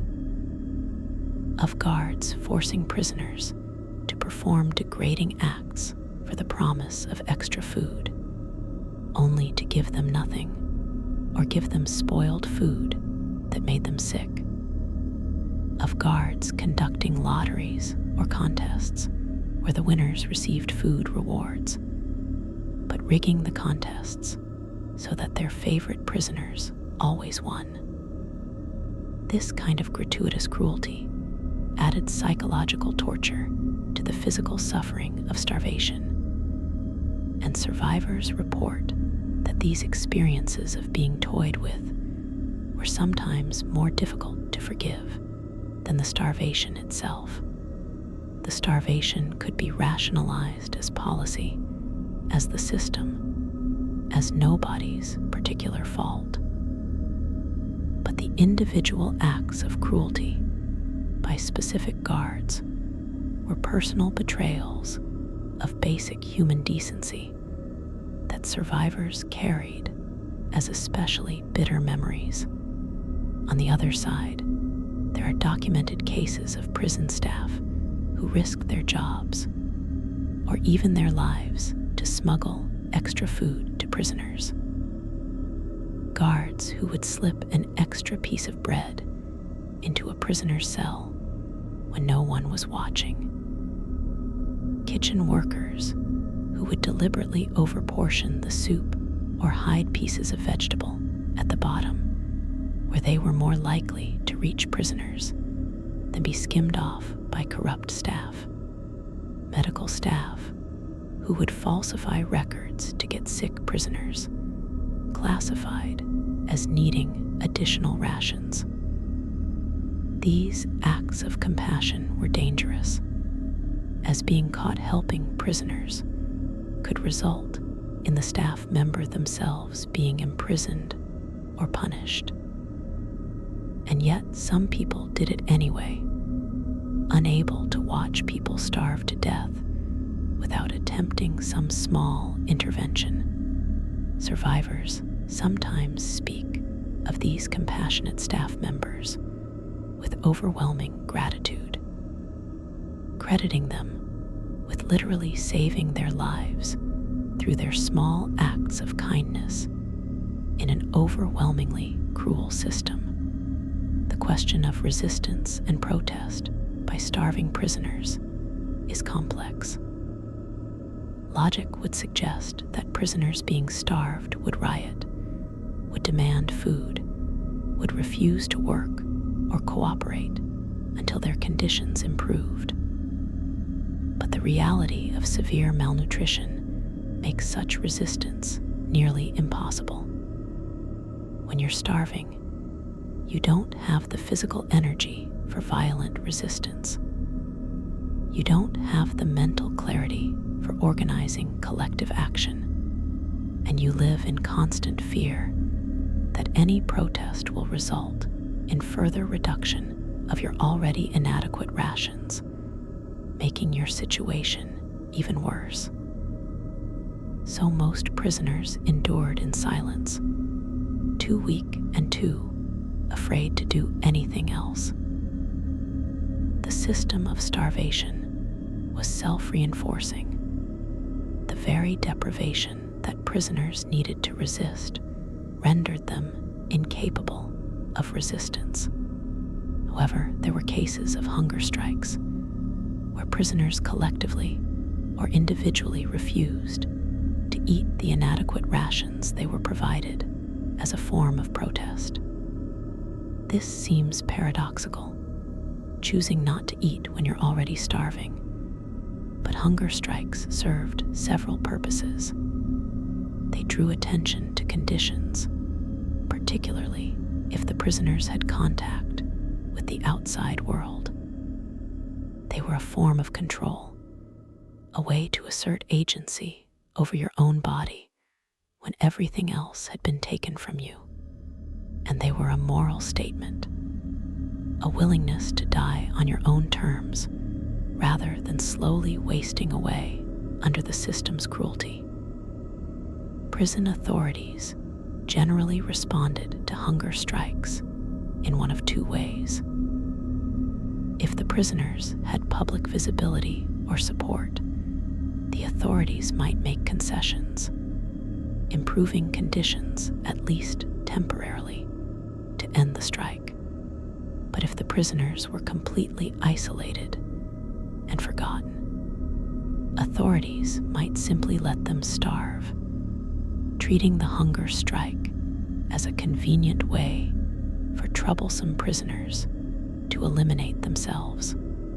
Force-feeding of hunger-striking prisoners has been practiced in various contexts throughout history and raises profound ethical questions. The procedure typically involved restraining the prisoner and inserting a tube through their nose or mouth into their stomach, then pouring liquefied food down the tube. The procedure was painful, humiliating, and dangerous, with risks of aspiration, infection, and internal injury. But authorities justified it as a way to prevent suicide and keep prisoners alive.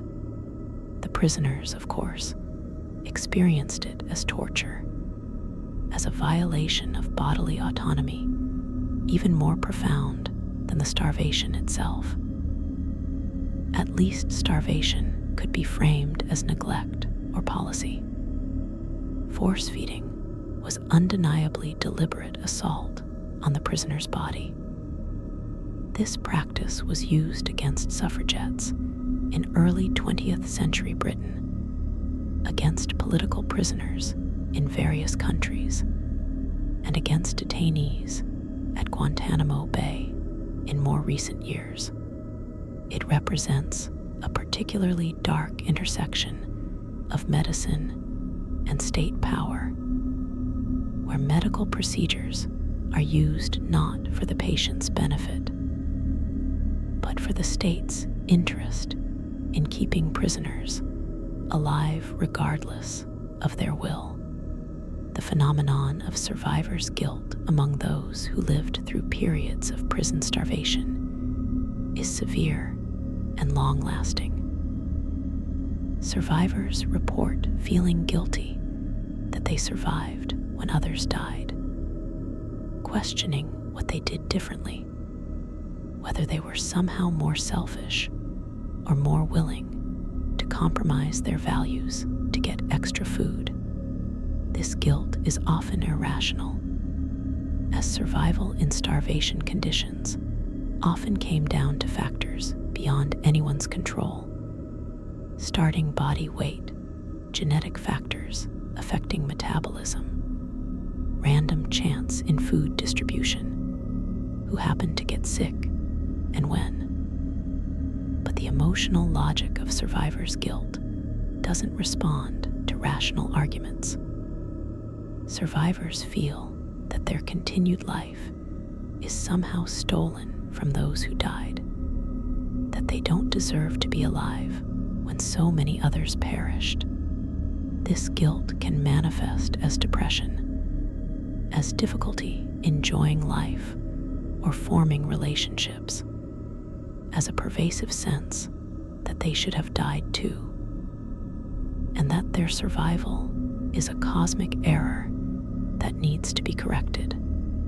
Many survivors of prison starvation also struggle with their memories of their own behavior while starving. The things they did to survive, the compromises they made, the selfishness they displayed, All of these can be sources of profound shame, even though they were products of extreme circumstances that pushed people beyond normal moral boundaries. A survivor might remember stealing food from a fellow prisoner, or informing on someone to get extra rations, or failing to share their bread with someone who was dying. And these memories can haunt them for decades. They understand intellectually that they were in an impossible situation, that the moral responsibility lies with those who created the starvation conditions, not with starving people doing what they had to do to survive. But emotionally, they still carry shame and guilt. This is part of the lasting damage of prison starvation. It not only harms the body, but corrupts the soul, forcing people to act in ways that violate their own values, and then leaving them to live with those memories. The documentation of prison starvation has always been incomplete and biased. Prison authorities who were starving prisoners deliberately, certainly, weren't going to keep detailed records of their crimes. And even in cases where starvation was more neglect than deliberate policy, there was strong incentive to minimize or hide evidence of prisoner deaths from malnutrition. Death certificates would list causes like heart failure, respiratory infection, or simply natural causes, with no mention of the months of starvation that had weakened the prisoner to the point where these conditions became fatal.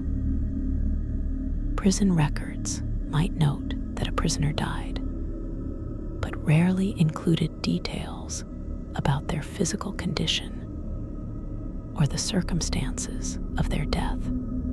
And in many cases, particularly for prisoners who were politically inconvenient or socially marginalized, there were no records at all.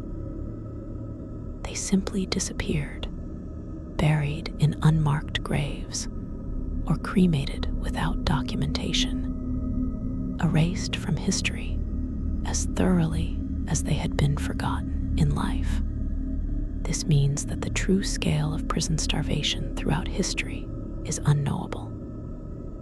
We have accounts of the large-scale atrocities, the Nazi camps, the Soviet gulags, the Japanese POW camps, where the deaths numbered in the millions, and enough documentation survived to establish what happened. But we have only fragments of information about countless smaller-scale cases. The medieval prisoner who died in an oubliette with no record of their name or fate. The colonial prisoner who starved in a remote outpost where no one was watching. The political prisoner who disappeared into a regime's secret prison system and was never seen again. The asylum patient who wasted away in an isolation ward with no one to advocate for them. Each of these represents a life that ended in suffering, but they exist now only as statistical shadows, nameless victims whose stories will never be fully told. Archaeologists and forensic anthropologists sometimes uncover evidence of historical prison starvation when they excavate former prison sites or analyze skeletal remains from prison cemeteries. The bones tell a story that written records often omit. Skeletons that show severe osteoporosis and reduced bone density, indicating prolonged malnutrition. Bones with growth arrest lines, horizontal lines of increased density that form when growth is interrupted by starvation. and then resumes when food becomes available again. Teeth that show enamel hypoplasia, defects in the tooth enamel that indicate nutritional stress during childhood or adolescence, vertebrae that show compression fractures from bones weakened by calcium deficiency. These skeletal markers provide physical evidence of suffering that can't be denied or explained away. The bones don't lie about what these people endured. Forensic analysis of remains from Nazi concentration camps, Japanese POW camp burial sites, Soviet Gulag locations, and other mass atrocity sites has consistently shown evidence of severe, prolonged malnutrition in the victims. But similar analysis has also been conducted on remains from older prison sites, medieval dungeons, colonial prisons, early American penitentiaries, and the patterns are remarkably consistent. Throughout history and across cultures, prison systems have starved their captives, and the evidence remains in the bones of the dead. This archaeological evidence serves as a form of testimony for those who couldn't speak for themselves, a physical record of injustice that survives even when documents have been destroyed or never existed in the first place. The lasting impact of prison starvation extends beyond the immediate victims to their families and communities. A person who survives prison starvation returns home fundamentally changed, physically damaged, psychologically traumatized, often unable to resume their previous life. Families must cope with caring for someone who may be chronically ill, who has nightmares and flashbacks, who has difficulty trusting others or forming normal relationships, who may be unable to work or contribute economically. Children grow up with a parent who is physically present but emotionally absent, someone haunted by experiences they can't share or explain. And when victims die, which many do prematurely from the long-term effects of malnutrition, they leave families without breadwinners, without parents, without the person they once knew. The damage ripples outward, affecting not just the prisoner, but everyone connected to them. Communities that have experienced mass imprisonment and starvation carry collective trauma that can persist for generations. This is visible in communities that survived the Holocaust, in families that had members in Soviet gulags, in Japanese American communities whose members were interned during World War II, in Black American communities devastated by the convict leasing system and chain gangs. The knowledge that people from your community were subjected to such horror, the missing family members who never came home, the returned survivors who were broken by their experiences. All of this creates a collective wound that doesn't heal easily. Subsequent generations may not have directly experienced the starvation, but they grow up in the shadow of it, hearing stories, seeing the effects in their elders, inheriting the trauma in ways that shape their own lives and worldviews. The role of medical professionals in prison starvation scenarios is deeply troubling. Doctors, nurses, and other healthcare workers in prisons and camps were aware of the malnutrition affecting prisoners. They conducted medical examinations, documented weights and symptoms, treated inadequately the diseases that resulted from malnutrition. And yet, in most cases, they did nothing to fundamentally challenge or change the system that was causing the starvation. Some medical professionals actively collaborated with the starvation regime, conducting research on starving prisoners, determining the minimum amount of food needed to keep prisoners alive for labor, even participating in selection processes that decided who would receive medical care and who would be left to die. This represents a profound betrayal of medical ethics, the perversion of healing skills into tools of oppression. Nazi doctors who conducted experiments on concentration camp prisoners represent the most extreme and well-documented case of medical complicity in starvation and atrocity. But similar patterns occurred in other contexts. Soviet doctors in Gulag camps who documented prisoner health problems but recommended no increase in rations. Japanese military doctors who oversaw POW camps and allowed prisoners to die from preventable malnutrition-related diseases.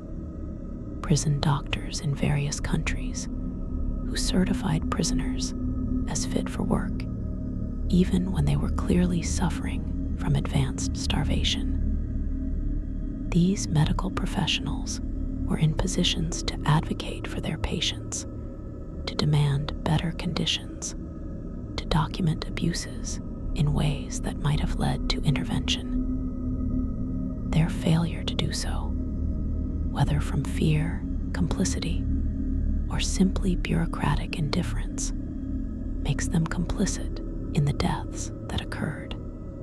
However, there were also medical professionals who tried to help within impossible systems. Doctors who falsified records to classify starving prisoners as medically unfit for work, buying them time to recover. Nurses who smuggled medicine or extra food to patients.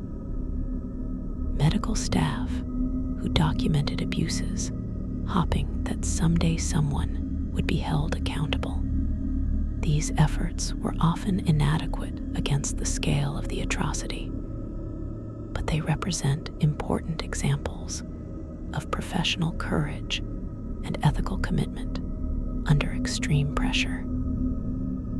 The medical personnel who tried to help, even in small ways, remind us that choice and agency existed even within the most oppressive systems, that people could choose compassion even when it was dangerous to do so. The question of justice and accountability for prison starvation is fraught with difficulty. After major atrocities like the Holocaust or the Soviet Gulag system, there have been trials, criminal prosecutions of those responsible for creating and maintaining the systems that starved millions. The Nuremberg trials, the various trials of Nazi war criminals that continued for decades, prosecutions of Soviet officials after the fall of the USSR. These represent attempts at legal accountability, but these trials have always been incomplete. Most of those responsible escaped justice, either dying before they could be tried, fleeing to countries that wouldn't extradite them, or being protected by political considerations. And the trials that did occur often focused on the most dramatic crimes, the gas chambers, the mass shootings, while starvation deaths were treated as secondary or as mere context for the bigger atrocities. For older cases of prison starvation, there has been essentially no accountability at all.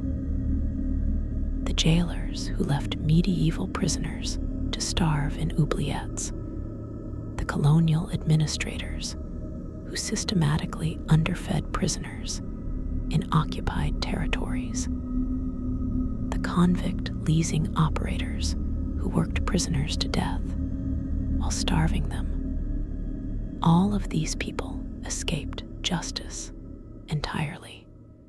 They lived their lives, profited from their cruelty or neglect, and died peacefully, never facing consequences for the suffering they caused. This lack of accountability sends a disturbing message that prison starvation is somehow acceptable, that it falls into a category of abuse that isn't serious enough to warrant prosecution, that the lives of prisoners don't matter enough to demand justice for their suffering and deaths. Even in contemporary cases where prison starvation or severe malnutrition is documented, prosecutions are rare and punishments are typically minimal. The Florida case of Randy Webster, who starved to death in solitary confinement in 2003, resulted in charges against several staff members, but most received only minor disciplinary actions. The message this sends is clear. You can starve a prisoner to death and face minimal consequences. This creates a system where abuse can continue because the potential punishment is so light that it fails to deter future misconduct. The broader question of societal responsibility also deserves examination. Prison starvation doesn't happen in a vacuum. It happens in societies where people know, or could know if they cared to look, that prisons exist and that prisoners are suffering. It happens in democracies where voters elect officials who oversee prison systems. It happens in countries with free press where journalists could investigate and report on conditions, but often don't.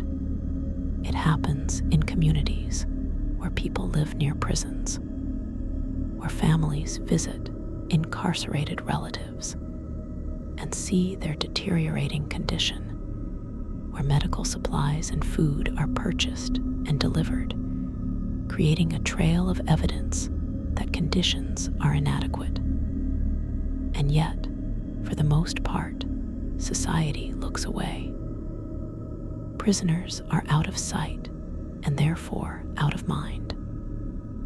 Their suffering is considered deserved, or at least acceptable, because they are criminals, they are enemies, they are others who don't deserve the consideration given to regular citizens. This societal indifference enables prison starvation to continue. If people cared, if there was public outrage, if voters demanded better treatment of prisoners, conditions would improve. But prison reform is rarely a political priority because prisoners can't vote, and the general public doesn't see prisoner welfare as their concern. This creates a moral hazard where terrible conditions can persist and even worsen because there's no political cost to allowing them to continue. The same dynamics that allowed medieval prisoners to die forgotten in dungeons still operate today. We've changed the architecture and the bureaucracy, but the fundamental indifference to prisoner suffering remains largely unchanged. The dehumanization of prisoners is crucial to understanding how starvation can be tolerated. When prisoners are viewed as less than fully human, as criminals or monsters or enemies who have forfeited their rights through their actions, it becomes psychologically easier to accept their suffering. This dehumanization is reinforced through language and policy. Prisoners become numbers, not names. They're referred to by their crimes or classifications rather than as people. Their deaths are statistics, not tragedies. This linguistic and bureaucratic distancing allows everyone involved, guards, administrators, policymakers, voters, to avoid confronting the full humanity of the people being harmed. If you can avoid seeing prisoners as mothers and fathers, sons and daughters, people with hopes and fears, and the capacity to suffer, it becomes much easier to tolerate conditions that would be obviously unacceptable if applied to people you recognized as fully human. The historical progression of attitudes toward prisoner treatment shows some progress, but also disturbing continuities. There has been development of international law regarding prisoner treatment. The Geneva Conventions covering prisoners of war, various human rights treaties, and declarations that establish minimum standards for detention. Prison conditions in many countries have improved from the medieval dungeons and concentration camps of the past. There's greater oversight, more legal protections, international monitoring. And yet, prisoners still suffer from inadequate nutrition in facilities around the world. The methods and justifications have changed, but the fundamental reality of prisoners being underfed, whether through deliberate policy or neglectful indifference, continues. Part of the problem is that starvation is a slow form of violence that's easy to deny or explain away. Unlike a beating that leaves visible marks, or an execution that's an obvious act of killing, starvation can be framed as natural attrition, as prisoners dying from pre-existing health conditions, as unfortunate but inevitable losses in an imperfect system. The causality is diffuse enough that no one person can be clearly identified as the murderer. The prison official who set the food budget, the kitchen staff who prepared inadequate meals, the guards who delivered them, the administrators who failed to intervene when prisoners began visibly wasting away, the legislators who underfunded the prison system. Everyone can point to someone else as being more responsible, and in the process, accountability dissolves entirely.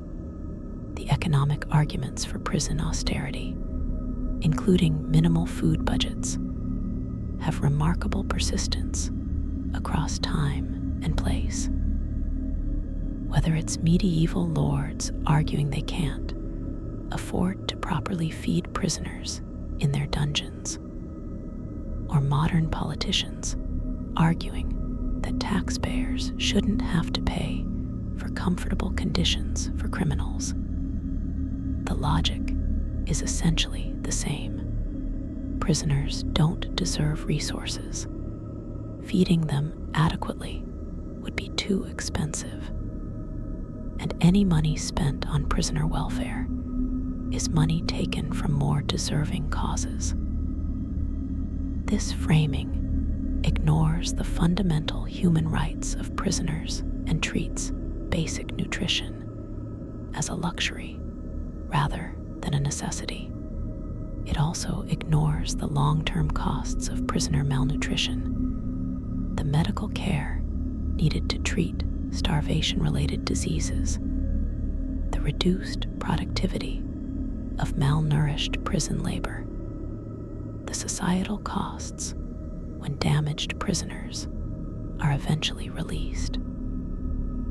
But these long-term considerations rarely influence short-term budgetary decisions. The comparison between money spent on feeding prisoners versus other government expenditures is often revealing and disturbing.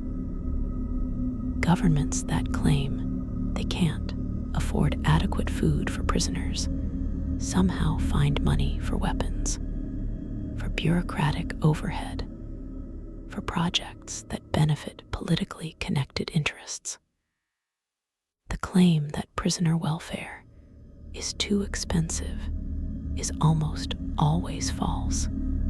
It's not that the money doesn't exist. It's that there's no political will to spend it on prisoners who are seen as undeserving and who have no political power to advocate for themselves. This reveals the value judgments embedded in budget decisions, the implicit statement that some lives are worth feeding adequately and others are not. The children who grow up with parents who survived prison starvation inherit trauma in complex ways.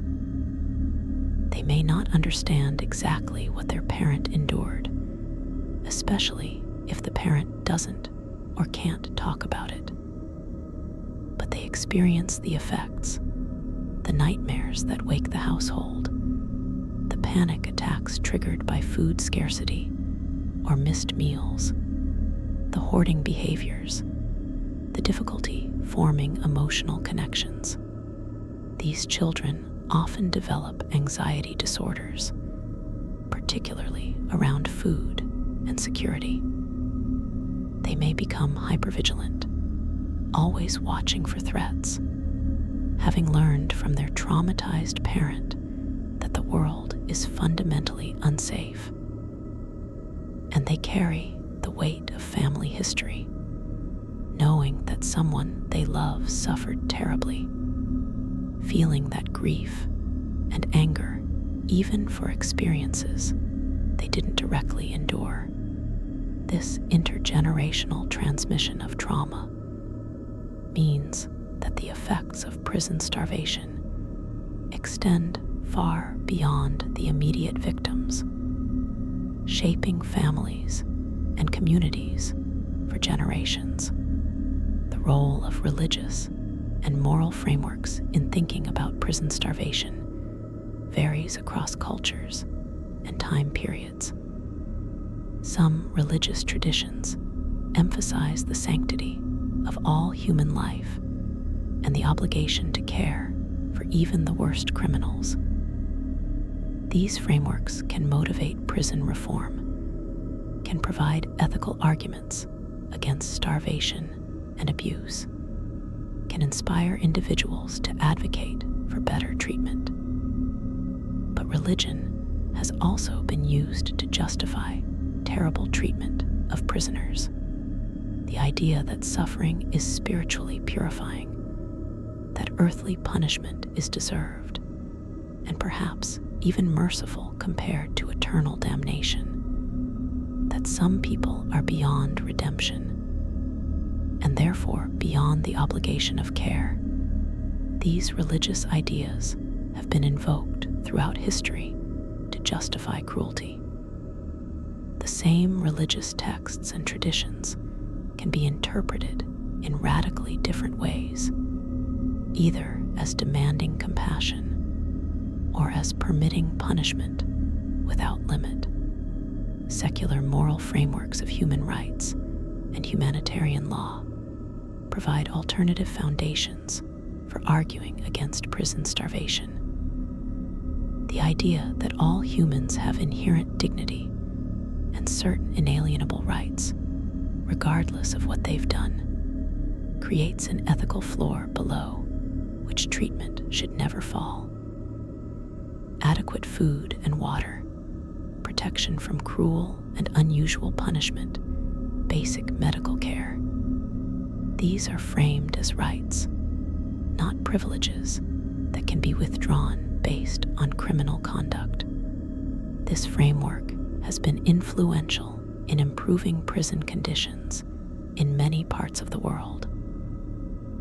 but it also faces resistance from those who believe that criminals have forfeited their rights, that punishment should be harsh, that prisoners deserve to suffer. The tension between these moral frameworks, between compassion and retribution, between rights and deserving, continues to shape debates about prison treatment today. The specific physiological details of dying from starvation in a prison cell add layers of horror to the experience that are worth understanding.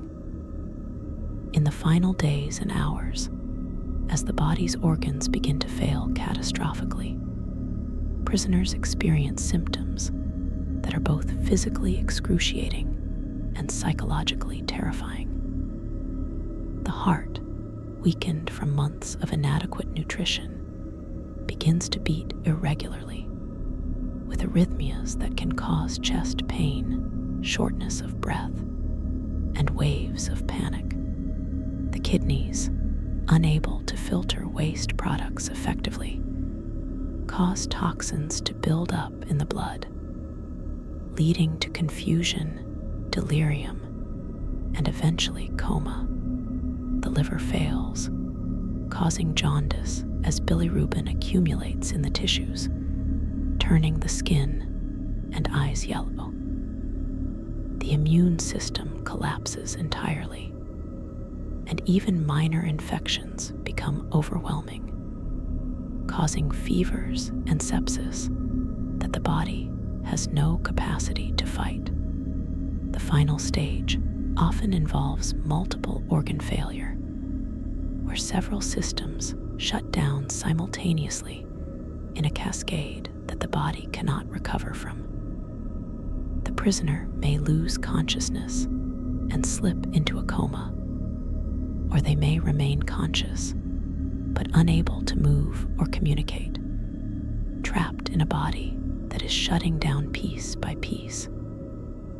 Breathing becomes labored and irregular as the respiratory muscles weaken. The extremities turn cold and blue as circulation fails. And finally, the heart stops, too weak to continue beating, ending a process of dying that is stretched across weeks or months of suffering.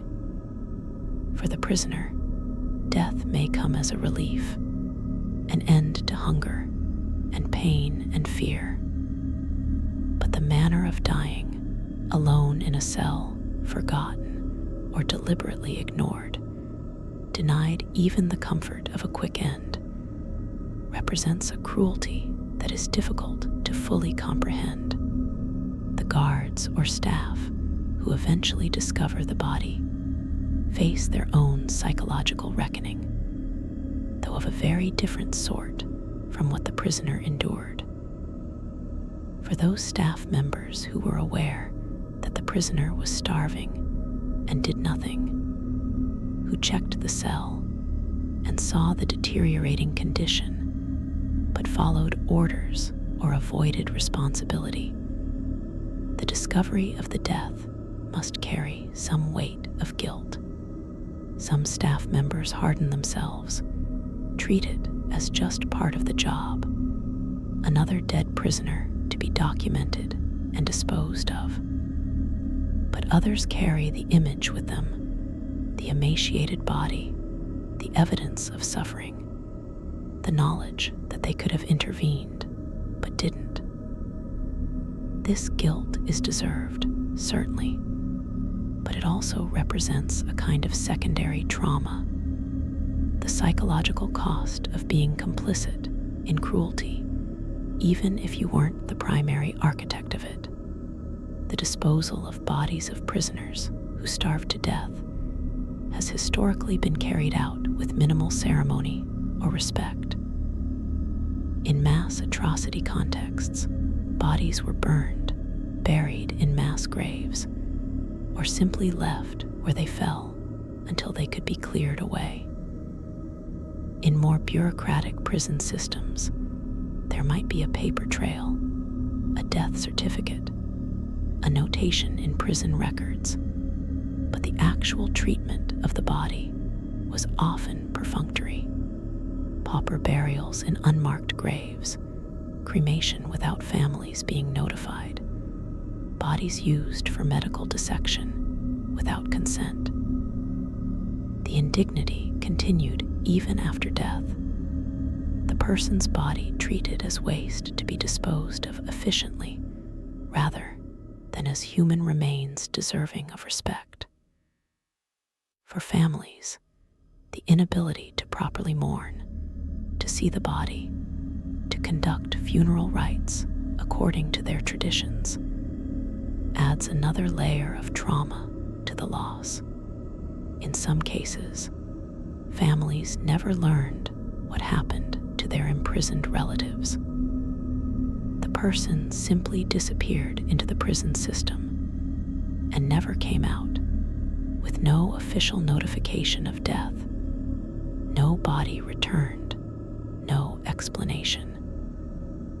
This ambiguous loss is psychologically devastating in its own way, different from confirmed death, but no less painful. Families spend years or even decades not knowing. Hoping the person is still alive somewhere, unable to fully grieve, because there's always a possibility of return. The uncertainty itself becomes a form of torture, particularly when families suspect or later learn that their loved one died of starvation or neglect, but can never get official confirmation or accountability. The few historical examples of prison starvation being successfully stopped or prevented through intervention provide important lessons. In some cases, external pressure was crucial. Journalists who exposed conditions, international organizations that demanded inspections, public opinion that was mobilized to demand change. In other cases, internal whistleblowers were key. Prison staff who couldn't tolerate what they were seeing and found ways to report it to authorities who would act, or who leaked information to the press or advocacy groups. And in some cases, prisoners themselves found ways to communicate with the outside world, smuggling out letters or testimony that documented what was happening and rallied support for intervention. These success stories, relatively rare though they are, demonstrate that change is possible when enough people care enough to demand it. The International Committee of the Red Cross and other humanitarian organizations have played important roles in monitoring prisoner treatment and advocating for better conditions, particularly in wartime contexts. Their ability to inspect facilities, interview prisoners, and report on conditions has sometimes led to improvements in food provision and medical care. But these organizations face significant limitations. They require permission to access facilities, which repressive regimes often deny. Their reports and recommendations can be ignored with no consequences, and their presence is often limited to certain types of facilities, like POW camps, while civilian prisoners in domestic detention systems receive no international monitoring at all. Still, the work of these organizations has saved lives and provided documentation of abuses that might otherwise have remained hidden, and they represent an important check on the worst excesses of prison systems. The role of technology in both enabling and exposing prison starvation has evolved over time. In earlier eras, The physical isolation of prisons made it easy to hide conditions from outside scrutiny. But modern technology, cell phone cameras, the internet, social media, has made it harder to completely conceal abuses. Even in highly controlled environments, images and testimony sometimes leak out. The Caesar photographs from Syrian prisons, videos of conditions in various detention facilities around the world, testimony shared through encrypted messaging. All of these have exposed starvation and abuse that authorities wanted to hide. However, technology also enables more efficient bureaucratic systems for managing mass incarceration, allowing larger prison populations to be monitored with less human oversight, which can sometimes mean that individual cases of suffering are more easily overlooked within vast systems. The ethical questions raised by prison starvation extend beyond the immediate issue of prisoner treatment to broader questions about punishment, justice, and human dignity. What is the purpose of imprisonment? If it's purely punitive, to make people suffer for their crimes, then starvation might be seen by some as an acceptable part of that suffering. But if imprisonment is meant to be rehabilitative, to reform offenders, and eventually reintegrate them into society, then starvation is counterproductive, damaging people physically and psychologically in ways that make rehabilitation nearly impossible. And if imprisonment is simply about public safety, keeping dangerous people separated from society, then starvation serves no purpose at all except as gratuitous cruelty. These different philosophies of punishment have real implications for how prisoners are treated, including whether they're adequately fed. The concept of proportionality in punishment is also relevant. Even if we accept that people who commit crimes deserve punishment, does any crime justify the slow agony of starvation? Most modern legal systems have nominally abolished cruel and unusual punishment, recognizing that there are limits to what can be inflicted on even the worst offenders. But the definition of cruel and unusual is contested. And in practice, conditions that would clearly meet that definition persist in prisons around the world. The gap between stated principles and actual practice is vast. And it's in this gap that prison starvation continues to occur. The question of reform versus abolition of prison systems is beyond the scope of this discussion. But it's worth noting that some advocates argue that prisons are inherently prone to abuse, and that the solution is not to reform them, but to dramatically reduce their use or eliminate them entirely in favor of alternative approaches to justice and public safety. The history of prison starvation might be seen as evidence for this position, demonstrating that imprisonment creates conditions where vulnerable people can be subjected to terrible suffering with minimal accountability. If history shows that societies repeatedly fail to adequately oversee and regulate prisons, perhaps the answer is not better oversight, but a fundamental rethinking of whether imprisonment should be our primary response to crime and social control. For now, though, prisons exist in virtually every society, and millions of people are currently imprisoned around the world.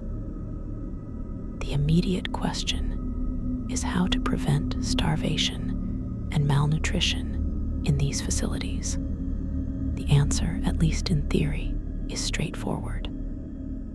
Adequate food must be provided, with nutritional standards that are enforced and monitored. Medical care must be available to identify and treat malnutrition before it becomes life-threatening. Oversight mechanisms must exist, with independent inspectors who have unrestricted access to facilities and prisoners. Accountability systems must function, with serious consequences for staff and administrators who allow prisoners to starve. And prisoners must have ways to report problems and advocate for themselves without fear of retaliation. Implementing these protections in practice has proven much more difficult than articulating them in theory. Political will is often lacking. Budgets are inadequate. Oversight mechanisms are underfunded or corrupted. Prisoners face retaliation when they complain, and the public remains largely indifferent to prisoner welfare. But these obstacles are not insurmountable. Societies that decide to prioritize prisoner welfare can implement effective protections. The question is whether we, collectively, care enough about the suffering of imprisoned people to demand and maintain these protections. The history of prison starvation suggests that the answer has too often been no. But history is not destiny, and the patterns of the past can be changed if enough people decide that they must be. As you drift off to sleep tonight, perhaps you'll think about these forgotten prisoners, the countless people throughout history who died of starvation in cells where no one could see or hear them. The medieval prisoner scratching marks on stone walls, counting days that blurred into weeks, and then stopped being counted at all. The concentration camp inmate dreaming of food they would never taste again, their body consuming itself cell by cell. The gulag prisoner sharing imaginary meals with fellow inmates, finding human connection even in the depths of deprivation. The modern prisoner in solitary confinement, missing meals that never come, slowly weakening with no one noticing or caring.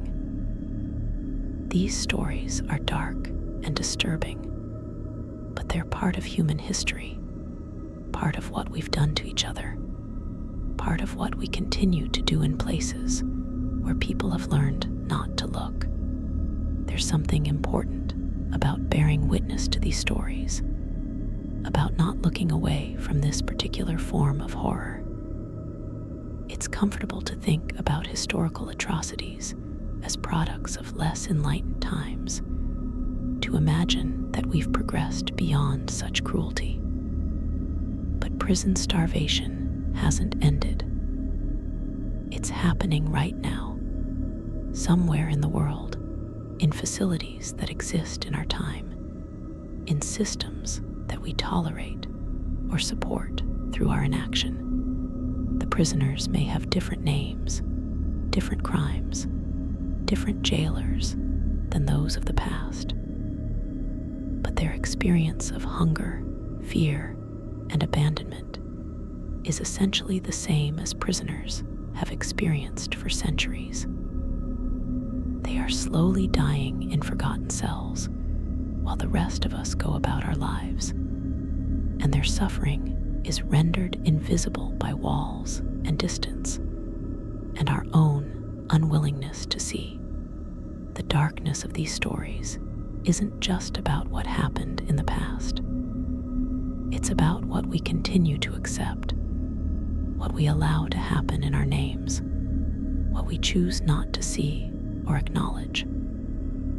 Prison starvation persists because we let it persist, because prisoner suffering ranks low on our collective priorities, because it's easier to look away than to demand change. These aren't comfortable thoughts to take into sleep, but sometimes discomfort is appropriate. Sometimes we need to sit with the darkness rather than immediately seeking comfort. The prisoners who starved in forgotten cells didn't have the option of turning away from their suffering. The least we can do is acknowledge that suffering, to hold it in our minds, even briefly, to let it disturb our comfort just a little bit.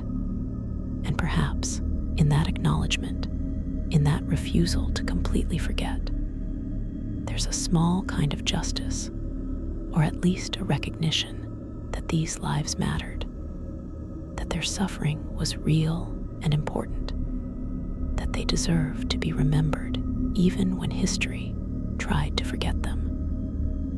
The stories of starvation in prison cells are dark lullabies indeed, songs of suffering that we'd rather not hear. But they're part of the human story, part of what we need to understand about ourselves and each other. And so we tell these stories, we pass them on, we remember even when it would be easier to forget. Because forgetting is how the cycle continues, how the same cruelties repeat across centuries and cultures, how people keep dying in cells that everyone else has learned not to see. So as sleep takes you, carry these stories with you into your dreams. Let them sit in your consciousness, neither obsessing over them nor pushing them away.